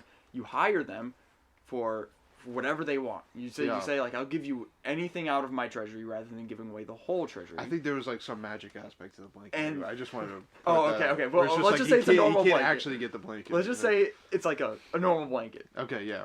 For my purpose. Yeah. And you'd be like, yeah, I'll hire you if you can go and get me this blanket. You'll have whatever you want out of my treasury. Yeah, well, he didn't want to give. At first, he didn't want to give away. Well, obviously. Yeah. But now instead of like jumping, I'm just gonna give away my whole treasury. Yeah. Like, right. Here, like, I'll give you, I'll get you a nice house, whatever. You'll be fed for the rest of your life. Yeah. Your family will be fed. Whatever. It doesn't matter, as long as you get me this blanket. Right. Exactly. That's why, in stories like that tend to correlate with religion, there tend to be flaws. Obviously there's a point in everything. There's like a point story, and a lesson, but yet it's pretty flawed. Like, but they're trying to get you to that lesson. Exactly, right? which it's not I understand. Gonna be that's perfect. the purpose. It's not gonna be perfect, But I'm just like, there's like 5 other ways he could have gotten that blanket. Right. Yeah. But it's just. But yet he still chose to get rid of everything. Right. Yeah. He had just to get a blanket. I do have to ask though, Ted, like kind of going back to what you said earlier, if you knew, like say if you asked me to do something for you, if you're like, hey Tom, can you bring like, I don't know, like this money to the bank for me and deposit it into my account, and if you knew everything that was gonna happen, say. Okay, say I give you cash. Yeah, and you knew everything that was ever gonna happen, like you already knew what I was gonna do with that money. You were gonna steal it. Yeah, like you knew I was gonna steal it. Would it be easy for you to trust me? Like how like God would. It was a test. It's a test of trust. But why? Like if I gave you money, and I told you to go to the bank with it, and you didn't do it, then I wouldn't trust you. But it's like I took faith. I gave faith. It's like I think Tom's gonna do it. If I knew, like. But you couldn't think that. You would already know what I was gonna do if you were all knowing. Did God know that? Yes, he was all knowing. Yeah, I mean that's the thing. And you just like started and you're like, he would know. He would know. No. I mean, yeah. Because that's the whole issue behind it. If he knows everything, then like what would be the purpose? It's just an object of teaching. It's just to teach. It's just to teach. Like if he knew that this was going to happen, like maybe this was like God planned for this society to happen. He wanted that punishment to happen so humans could have that sin. So humans could, live with that sin, find a way to change it, with being baptized and whatnot. It's just like they live with that sin, and then we kind of find a way to like grow, I guess. Grow from it, yeah. It's just like he knew. Character development. He knew, character development. I don't think that's a bad thing. I don't think, in principle, I don't think it's a bad thing to like create people that aren't perfect or like are gonna make mistakes. But what I don't it's just another object of free will. Yeah. Just living and kind of that fragility of man too. It's just like. Continue, sorry. I like, but my problem is I don't like the idea of it being like, oh, because you're great, like all the greats grandmother ate this apple, you got to go to hell until Jesus showed up. Like then it's like I don't like that. I mean I don't think it's like yes, it's that sin in a way, like it does cause growth, but I don't think that it should be like, oh, you're also damned. It's kind of like burn in hell. I think the idea was that they want them to figure out how to redeem themselves almost. Like God was like, okay, I'm going to give you free will.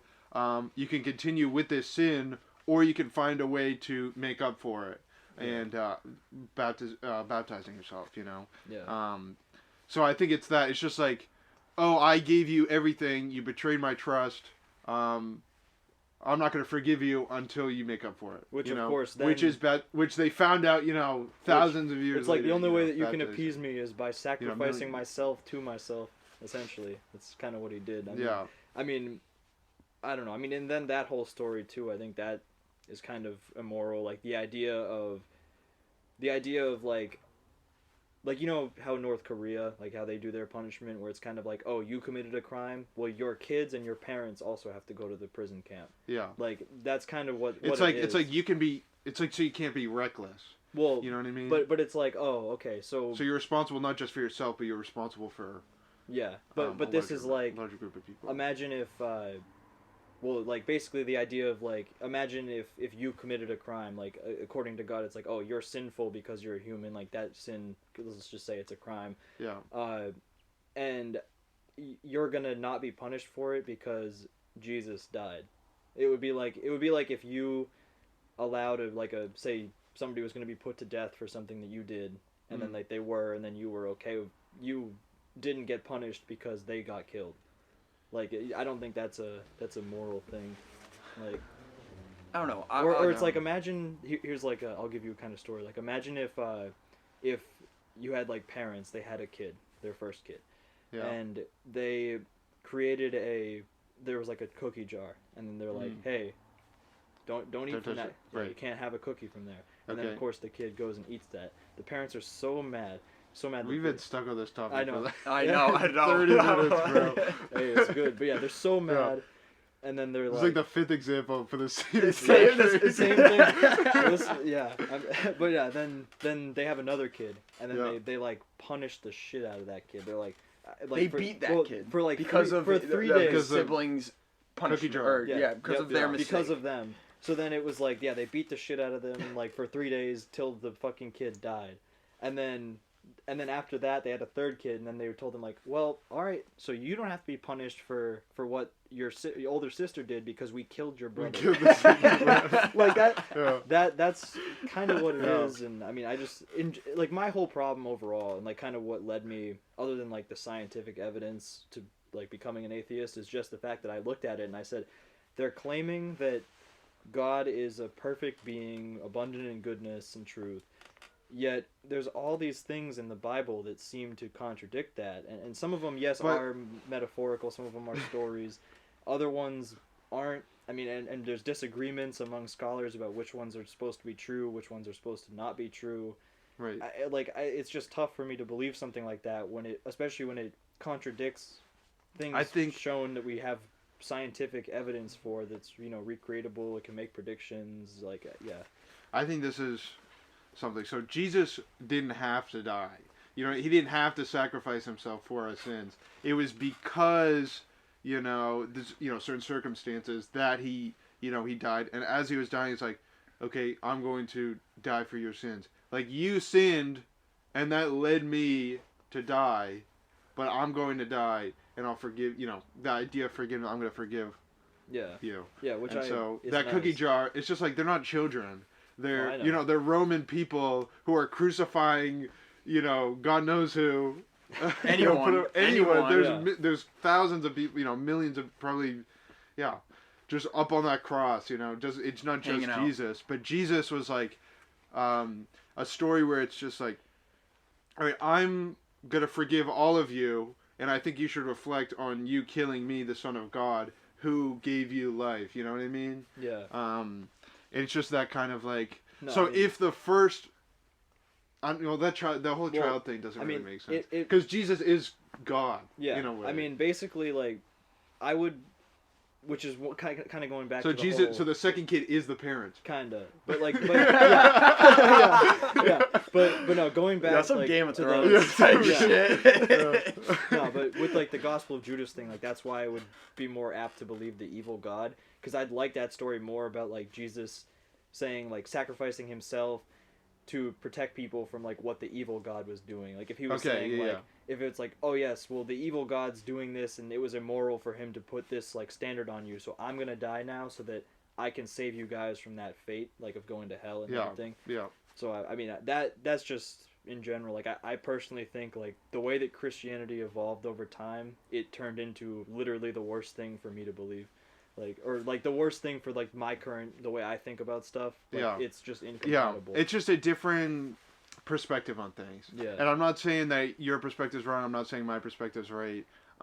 It's just a different interpretation of what it is and how we view it. Like say, I view it a lot as mostly as a structure, and like a very important structure throughout all of time. Like if we didn't have Christianity in Europe, sure there was like raids and it caused a lot of it was very hectic and not great in a lot of things. But if it was all anarchy, I don't know if I would like that. Yeah. And you can see it in other cultures. It's just they experiment with all this kinds of structure, and nothing's perfect. You go to Eastern Asian cultures, Confucianism, Taoism. Legalism, Taoism, Buddhist. Everything was just, either really brutal, really strict structure, or lenient. People just try to test these kind of things, and you can almost say government and laws are a kind of religion of itself. I could see where you can learn from these kind of things. You got the blank v blank. That's almost like a gospel, you know what I mean? It's just like you learn something, that's like a verse. Yep, and then... You learn something from this. I mean, I would say, I agree. I think that for most of time, religion was a pretty important thing. Like, I think it was pretty fundamental to society surviving, but I think now, and like, the evidence kind of backs this up, there's a lot of... Like, what would children be without Mother Goose? You know what I mean? I don't know, but like say that we're... Look at me. I was without Mother Goose. Oh, you didn't have Mother Goose? I didn't have Mother Goose. You had other stories though. Well, I had stories. I learned. You had cartoons and whatnot that also taught. Exactly. Yeah. That's what I was gonna lead to, because I'm like, religion isn't the only way to get these lessons. It's less relevant. It is one way to get it definitely is one way.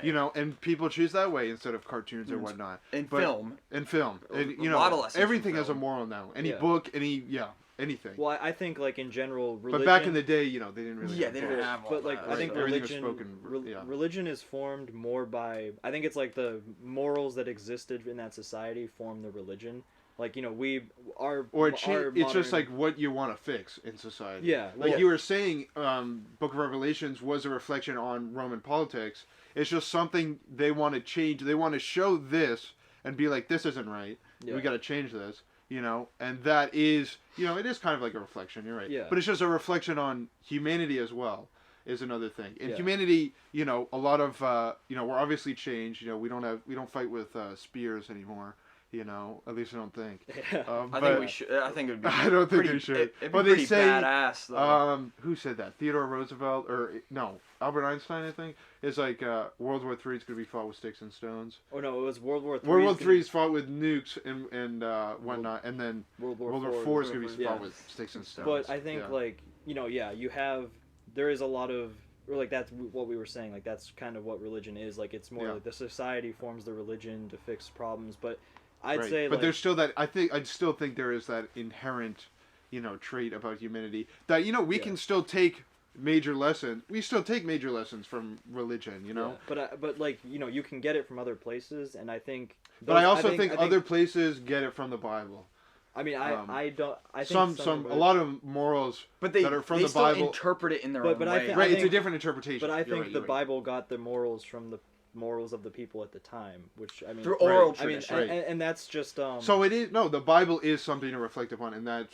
That kind of religion aspect where people have like that kind of like mass understanding. Sorry, I don't want to keep No. Go for it. No, but that's why you're on. I mean, no, but you look at like the most secular countries in the world. Yeah. Like there's a clear correlation between level of secularism and level of prosperity. Like the best countries, like the Nordic countries and everything right now, the ones. Yeah, but then you see that. Insanely secular, like African tribes, and they're cannibals. Well, they're not secular. Or they can't. No, they're kind of just like they have their own religion. Yeah, they have their own. They have their own beliefs. But it's just like their own kind of like they're secluded. But like the most. But think about it. Countries like that and people like that tend to be happier. I mean, look at it's like a different the Nordic countries. Different things make you happy. Exactly. Those are some of the happiest countries in the world. Yeah, but like look at like something like, you know, we were bringing up cartoons, and like we can get morals from that too. It's like I think people make stories, you know, throughout all of time. They've made stories to reflect the morals of the time, like the morals of society, like what we should teach kids to be like. And I think to progress like, for a so more so it's perfect, like I think that's how the Bible came. It's like, you know, their morals of the time were reflected there. We get that through cartoons. Like I don't think that the cartoons were getting their morals from the Bible. Yeah, religion is definitely less relevant.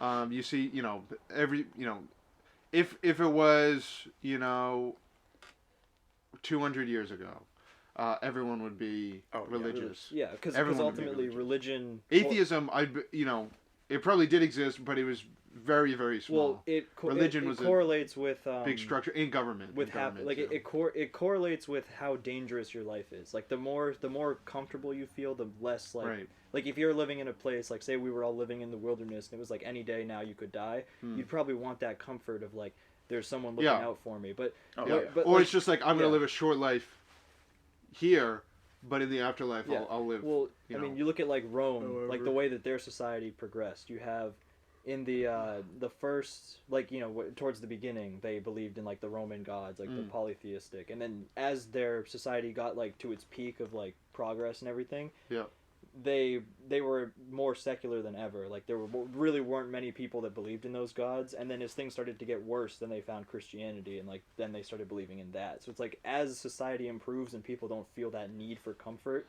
like they can get I was about to say, I think probably the most beneficial thing from religion is that comfort aspect. Because you see a lot of elderly people close to death. Oh, definitely. A lot more towards God. I mean, think about it too. I'd probably say that all of our grandparents are probably, or at least believe in some way. My dad's side are strong atheists. Really? Okay. Yeah. Because I'm like, when I told, like, I'm the only one, other than my uncle, I'm the only one in my family that is, like, truly atheist. I'll call myself an atheist. I say, I don't believe in another, like, a higher figure or deity. Yeah. Which, of course, I was the first person to do that on my dad's side. Yeah. My grandmothers, when I was out to dinner with them, like my family and with my grandparents, my nana spent that whole dinner basically trying to convince me to believe in God. Okay. And I'm like, you just don't, like, even my dad was like, you're overstepping boundaries right now. Like, okay. Like, he's done this on his own. He's done his research. Right. He's found what he believes in. Right. This story you're telling him is not relevant towards him. Is not relevant and also not strong enough in any way to convince him otherwise. Right. Because the other thing is, I think some theists, they'll forget this, is like, or like they think like, oh, you don't believe because you haven't heard this thing. Where like most of the time atheists have done a lot of research to the point where like they've heard a lot of like all of the current arguments. Right. So it's like they've already not agreed with them. So like hearing it again, you're just kind of like, I've already heard this. I don't know. I've already heard this same thing, like, but from a different source. Right. Yeah. Or this same type of story, but different people or different characters in a different setting. Yeah. That's the thing. Right. Like there are some very consistent things between, like, for example, all of the different forms of the Bible, but there are also very inconsistent things where, to me, that like inconsistency proves that like it's been interpreted so much that it's like at that point they don't even know like what is what. Well, it's like if you were bringing that up in court as testimony, like there's too many things to believe. Like the jury would say, "Oh, there's too many contradictions. You can't make a case." Doubt. Yeah. But yeah, it's with the Pope too. He kind of is that different religions take his word differently. I think Catholics, the Pope is more right than the Bible. I think that's how it goes. I think so. Yes, especially with Roman Catholics. They're like, yes, the Pope is like more correct and right. Because he is the more relevant figure. But even though it's weird, right? It's not like the Pope is the Pope. It's not like the Pope is immortal, and we've had the same Pope from like the start of Christianity. It's different. It's a different popes. Pope, right? It's different generations and different. I'm like, but what makes like one Pope Like, are all popes equal? Or is there one pope? Or is one pope better than, like, a past pope? Yes. It's just in terms of... But that brings me back to the point of just pure inconsistency. It's just like... It's just like, okay... But like, they're better in different ways. It's in different ways. But then, what if the Bible is mainly consistent as in, like, one sect? Like, say you were Catholic. The Bible rarely changes. Oh, yes. Yeah. But when things get to, a certain level, like Pope Benedict was not that great of a pope. Yeah. But Pope Francis, our new one, is great. I think it's in terms of... From what I know of Pope Francis, he's like... Seems a lot more progressive. Yeah, he's pretty dope. Yeah, even from what I've seen, like as someone who doesn't believe in God, like I respect Pope Francis. He's a dope guy. He knows like a crap ton of languages too. Oh, he does. Like, he's like an intelligent man. Yes, he's an intelligent person. That's why like I can credible. Respect him. He's where he's got like like he knows. Yeah. Like he's not just knowledgeable of like religion. Right. He's knowledgeable of like multiple other things. Yes, he's competent. He's competent. But like that leads to just like my whole inconsistency point. It's like if like one pope says one thing and then like the next pope like says like a very contradicting thing, then like which one in this case, for example, like we said like Roman Catholic. Well, it's like it's almost like a government. There's the pope, there's the cardinals, there's I know. bishops, etc. But still, if one pope says something and then the next pope says a very contradicting thing, they're like, what is correct? Well, it's like, the idea that it's like... Take it to court. Well, it's supposed to be like you're talking to God. Religious courts. Like, that's the whole thing. And, like, you're probably going to expand upon this, is that, like...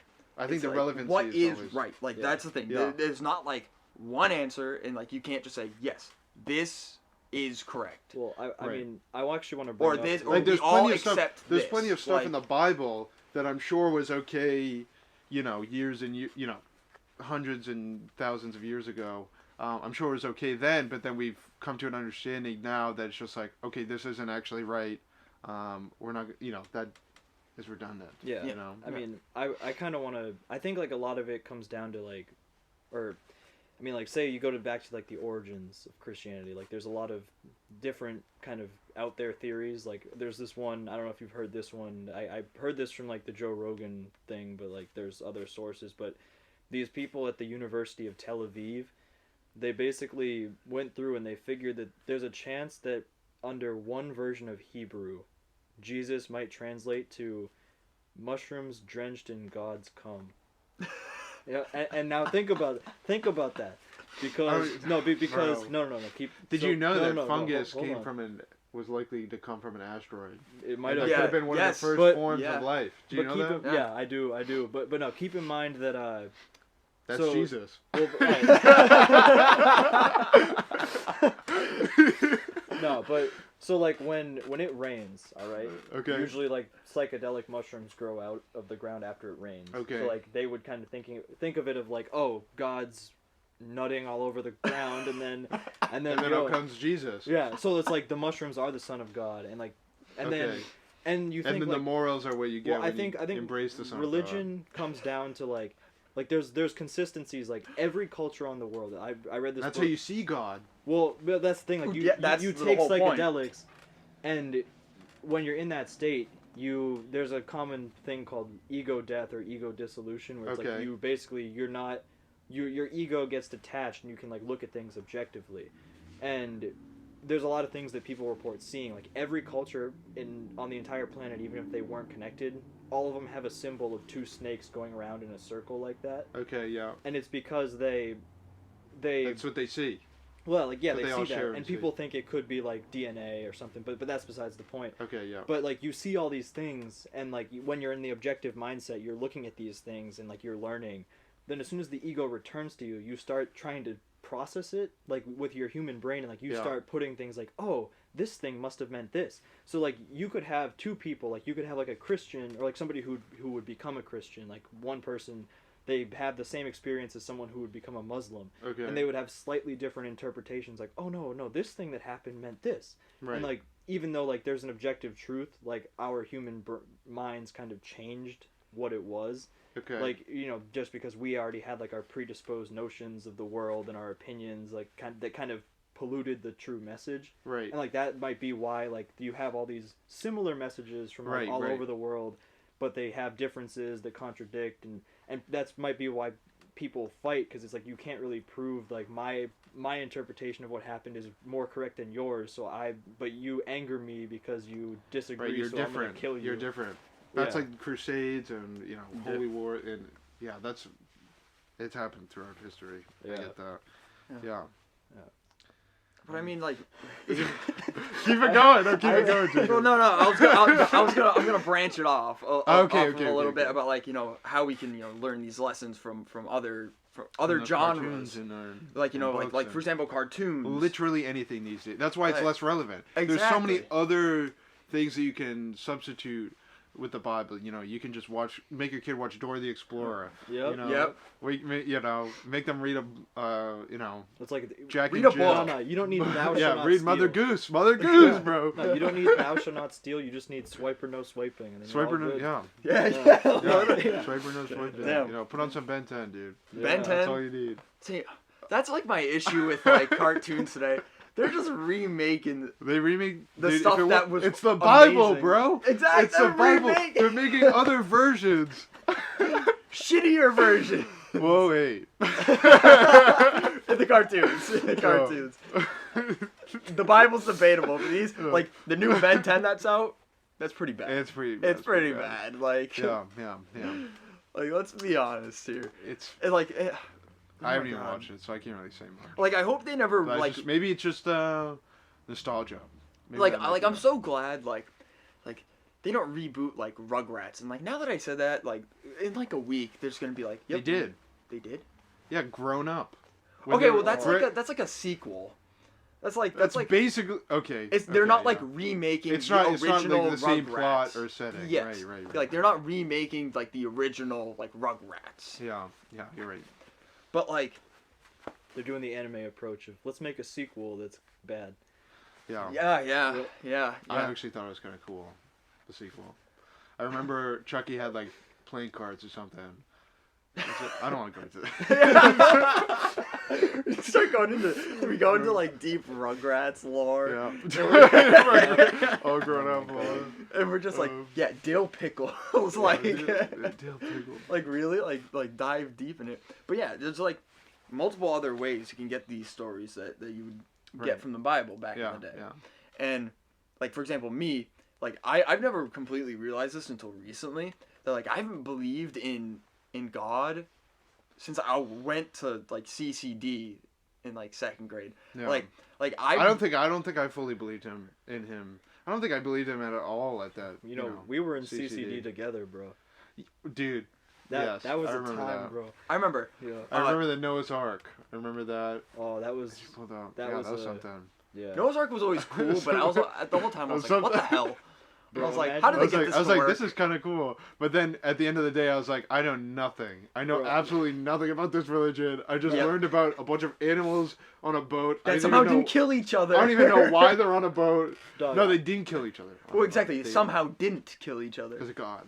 Exactly. Imagine you're you're on the boat, and then you're like you're chilling there, and then suddenly there's an annoying fly, and you're just like, and then you're like, oh fuck, oh shit, I killed it.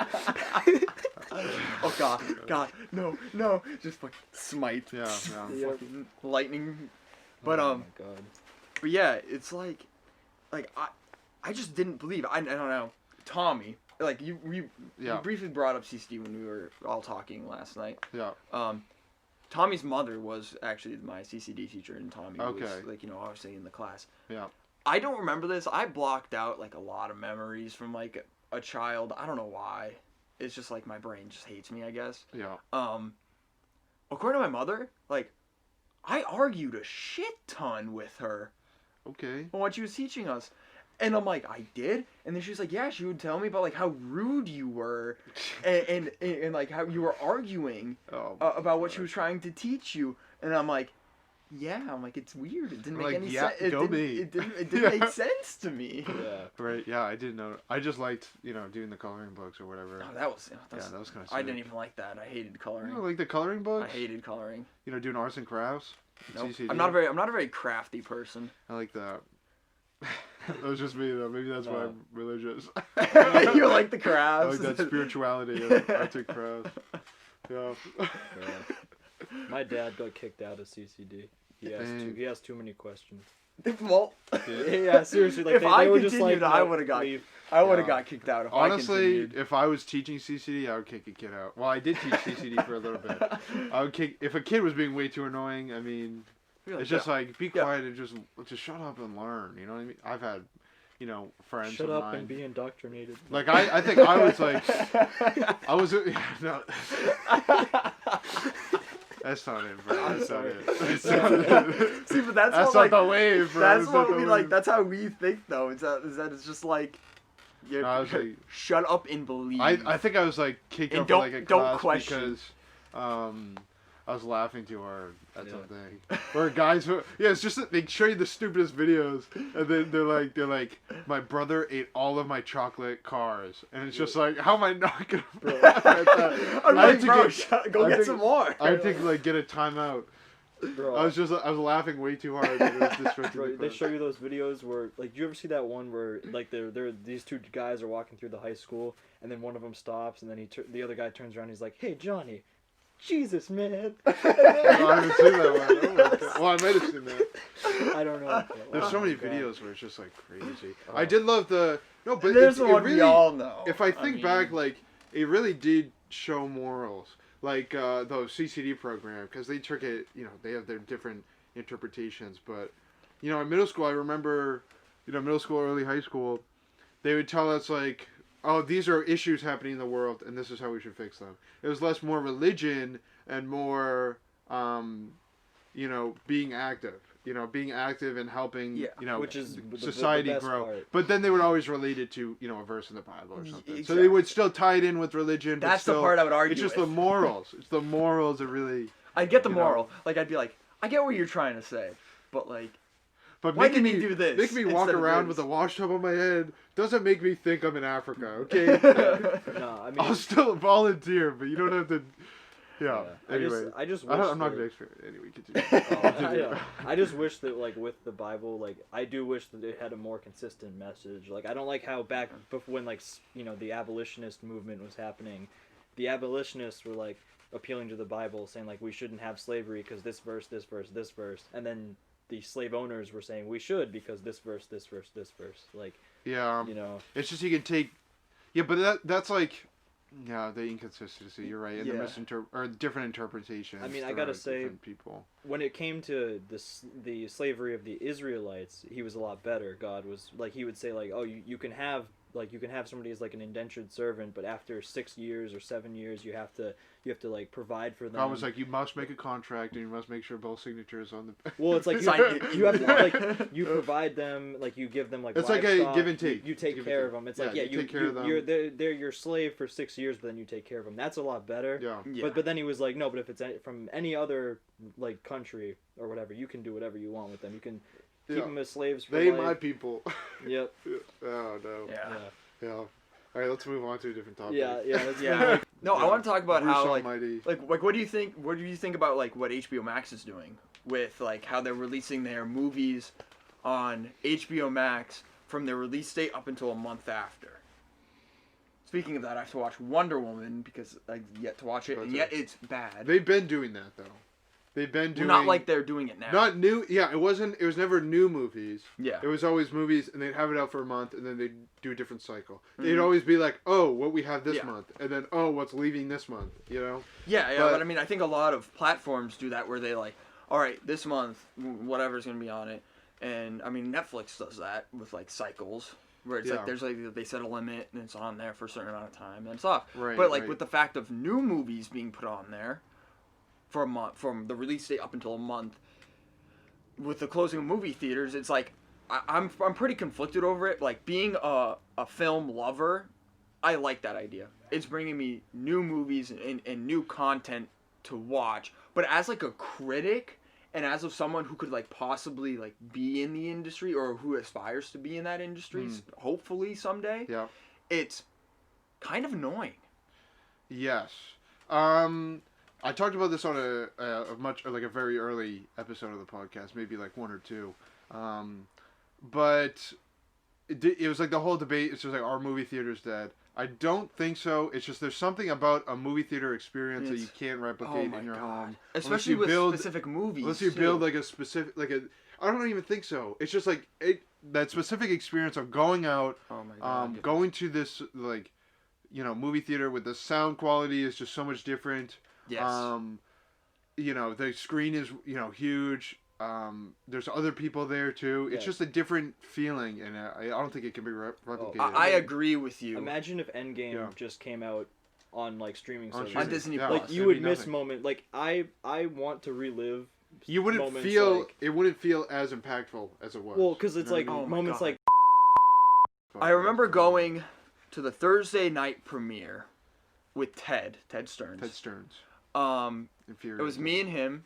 It was me and him because no one else wanted to go with us. It was just me and him. I mean, usually that's what me and Ted did because. Do you want gloves? We would go. No, I'm good. Okay. I'm thriving out here. Do you want no, I'm good, Ted. Okay. Thank you. Continue. Ted Stearns. Yeah, like that theater was packed to the brim. It's the most highly anticipated movie, probably of our lifetime. Yeah. Let's be honest. Well, who knows, dude? It might surprise us. It might surprise us. Currently, like there's so like Marvel still has so much. Oh my lord, the universe so much is massive, bro. Like think about it when we have kids. Think about. How are we gonna catch them up? It could be like 100 movies. Think about this movie. Think about this arc. Let's say this arc of movies is going to be tied in with like the 60th arc in the franchise. We're probably not gonna get to the 60th, but we'll probably get to like the like 100th movie, 20th. Like the 20th arc or something, or like the 15th arc, like down the road, like 100 movies down the line. They're gonna tie in the very beginning. So we're gonna have. They're gonna reference something from Iron Man 1. We're gonna have the experience. If you haven't watched that movie, you won't know. We're gonna have that experience of having this, and it's gonna grow into something so huge. I think it's gonna blow us away in the future. I hope with technology advancing, dude, you can only imagine. See, but like that's like the weird thing with it, right? Is that I talked a lot of people in my family, huge Lord of the Rings fans. Yeah. One of the greatest book to movie adaptations ever. Yeah, definitely. I personally would never want them to remake those movies, right? Right. Unless, like my uncle had said to me before, unless the technology improves so far to the point where the quality of the movie is just gets much better. Oh my god. That's the only situation. Maybe not even remake it, but like do special edition, remaster. Yeah, remaster because, it. Where like Smog comes out and like something insane happens in the it just elevates your experience. There are just some movies just don't touch. Like Jaws should never be recreated. Correct. Yeah, you're right. Jurassic Park. I mean, even though it kind of is, if they recreate anything, should not be touched. It just ruins the entire franchise. You know what I mean? Like Jaws. If they recreate a Jaws, it's gonna be so PC nowadays. Like Jaws, it'll be ruined. It'll be like the glory of seeing that animatronic shark.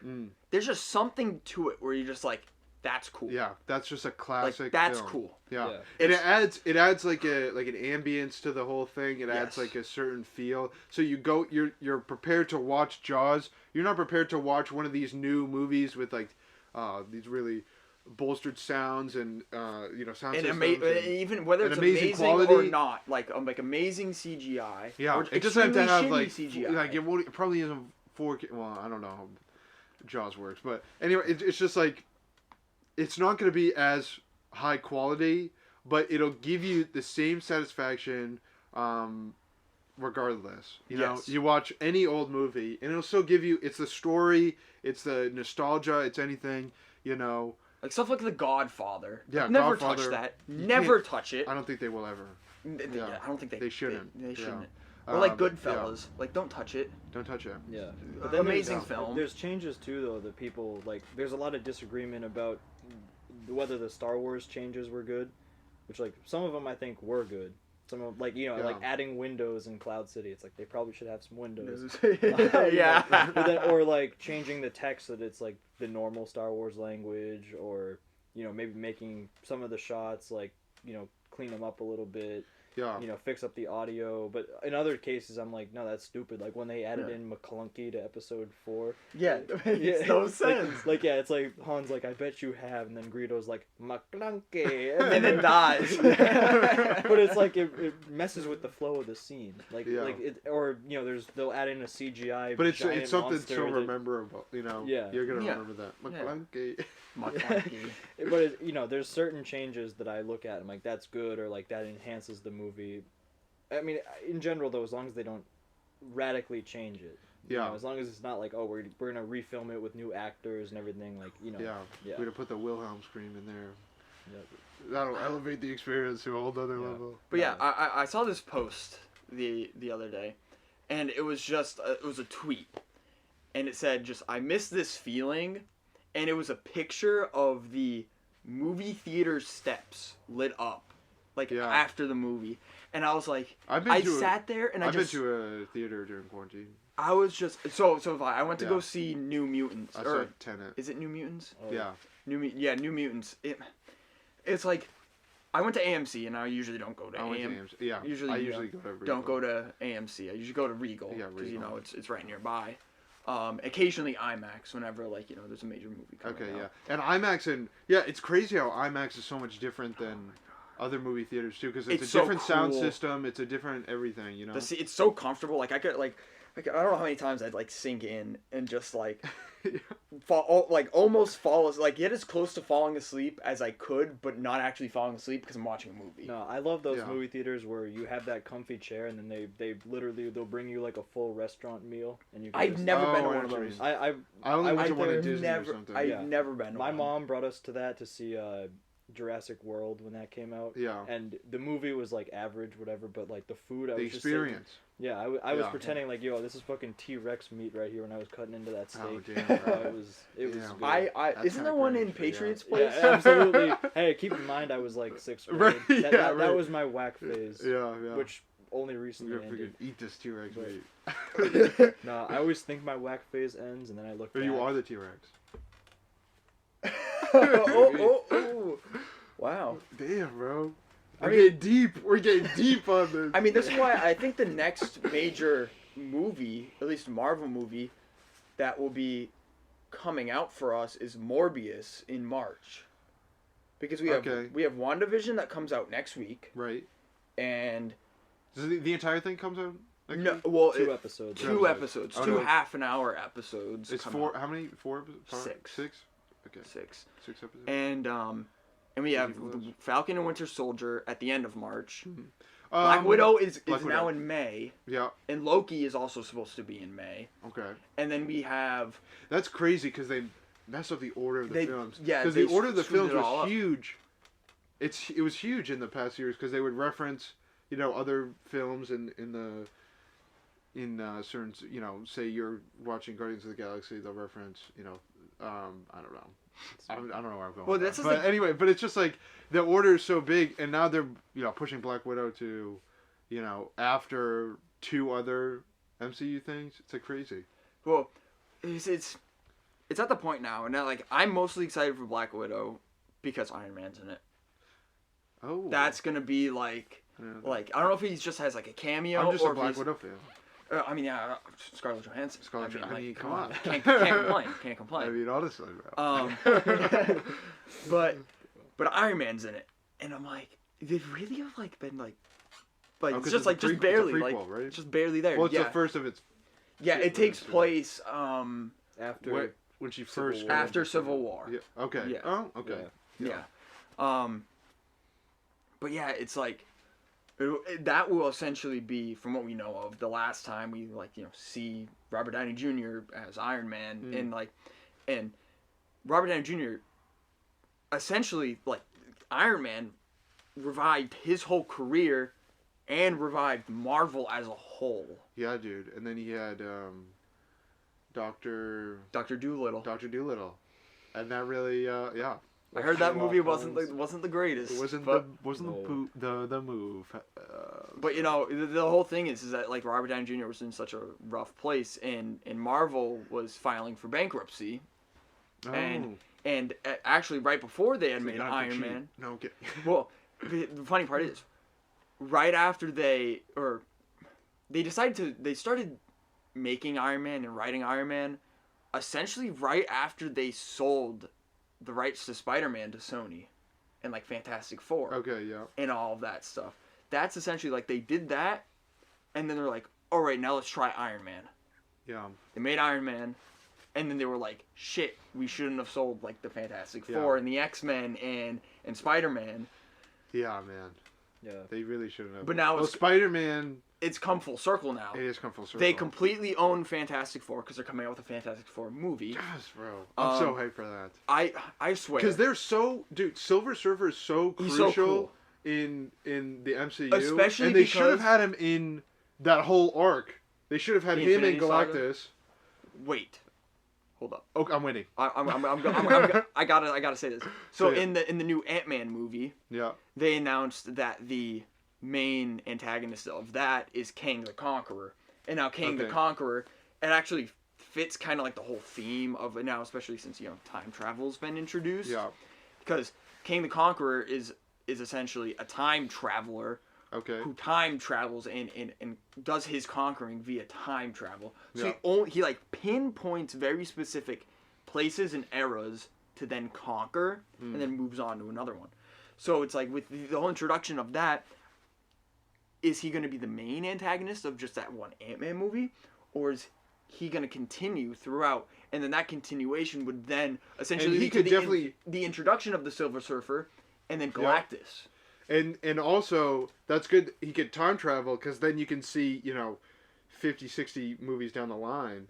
He can come back. Yeah. Isn't that crazy? Hey, yeah. No, I mean, honestly though, like right now, I'm hyped for Marvel stuff, but I'm more hyped for the future of Star Wars. Did you see how many shows they announced that they're doing? No, I'm not. Okay, I mean, they I actually still have to watch The Mandalorian. Season 2, bro. The first season season was so good. I think it's 11 shows, maybe 10. Damn. Like a few. Like there's a Boba Fett show that's like spinning out of the Mandalorian. Oh, I heard that. Yeah. There's an Ahsoka show coming out of that. Nice. And then there's another show that's like called the Rangers of the New Republic. We don't really know what that's going to be yet, but we kind of have some theories. Yeah. Then there's like disconnected shows, like a few of them. They're doing a Star Wars anthology anime. Oh, I've heard about that too. It's gonna be really interesting. There's like all these cool things coming out that it's like at least the Mandalorian stuff is going to be interconnected, and then you consider the fact that like these shows are also going to be sequels to like the Clone Wars and Rebels. So it's like you're going to have this basically like MCU of Star Wars shows that start in the Clone Wars and then end like and they're saying like all the Mandalorian shows are going to come together into like a movie finale, or like we think they said a climactic cinema event or something like that. Okay, yeah, like Endgame. So it'll be like a Mandalorian Endgame that's going to also serve as like the finale to what started in the Clone Wars, and like basically like another finale to our childhoods. I'm excited for that. I mean, in general, like we got a lot of good nerd stuff coming out to look forward to. Yeah, definitely. Good nerd, good geek.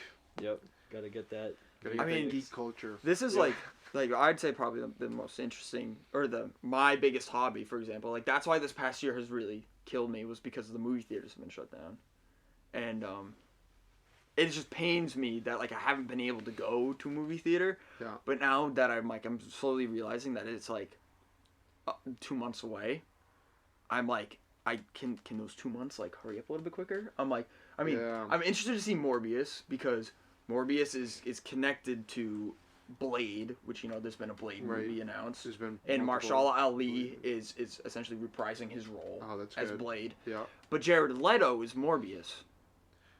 Interesting. It is. It's very interesting. I think it's gonna be good though. I think it's gonna be very interesting. Yeah. Because it's supposed to be darker. Same thing with Blade. It's supposed to be darker. Yeah. More creepy, eerie type of thing. There's vampires. Which exactly. I think that's needed, and I mean Venom kind of introduced it a little bit, but like Venom was definitely. It had humor. It definitely had a lot of humor. It had a comedic side to it, but this one I feel like it's just gonna be really, really eerie. And creepy, like more of a drama than a. Yeah. It's gonna be good. More of a thriller. Yeah. Which it's definitely a good spice to add to that. Yeah. So I mean, I just can't wait for what's coming out in the future. I mean, first we got WandaVision next week. That's like that shouldn't hold us over for at least a little bit. I don't know. Yeah. I mean, but yeah, it's there's a lot of good things coming out, and I can't wait to see how it plays out and how good it is. So yeah. Yeah, man. Yeah. All right, so that concludes our episode for today. I mean, we really packed in a bunch, and that's great, dude. Always loved it. I hope you learned a lot. Hope you deliver the content. Hope this, you're woke from this. Hope you're woke. Hope you're forming your own opinions. Hope you gain some new knowledge. Gain some new knowledge, bro. Get some new knowledge. Yeah. So to wrap this up, yeah, we got so. All right. Where can people find you? Yeah, you can find me in a lot of places. I guess like my Instagram is at TJLaPrad1 LAPRAD. It'll be down in the description. Yeah, I don't know. I'll tag you on the Twitter at AdriftTBD. Right now that might change too. Who knows? I'll tag that too. And let's see. I mean, there's a lot of things. You can usually find them through other places, and if there's anything new, like if I ever write this like philosophy book that I'm thinking about writing, basically any new thing I end up doing, or like new Twitch channel, whatever I do, I'll just be like, Ted, add this to the description. Okay, yeah. And also just you can find Jacob and I. Yeah, I'll give updates. Yeah, when you guys start your podcast, I'll give a shout out. You can find the old episodes. It's currently at 30330 podcast on YouTube, Spotify, and SoundCloud. I'll tag that. Yep. And Jacob. I mean, really, for me, you can find me at twitch.tv/JDXMind. I'm streaming as much as I can, whenever I can, for as long as I can. Oh yeah, man. And then look out for that. Look out for some new content, coming out. I mean, I just started a Twitch channel. I haven't streamed yet, but collab. We'll collab, bro. We'll collab games together. Hopefully we got a big stream coming along soon. Looking forward to that. Gotta get. You spoiled it, bro. Yeah. So this was a great episode. I'd love to have you guys on again. Tell me, and I'd love to be on your guys' podcast. You start it up again. Enjoyed every minute of it. Yeah. Let's do it. And so we end with a clap. So on the count of 3, be like 1, 2, 3, clap. You know what I mean? I took the gloves off in preparation. Oh, you're already ready. Well, my hands are freezing, so take them off. Okay. Mine are still freezing, even though I had the gloves on. Look at my. Yeah, what the fuck? It's cold. I mean, I can still move it. I'm fine. Like, okay. But it's just white. All right. 1, 2, 3.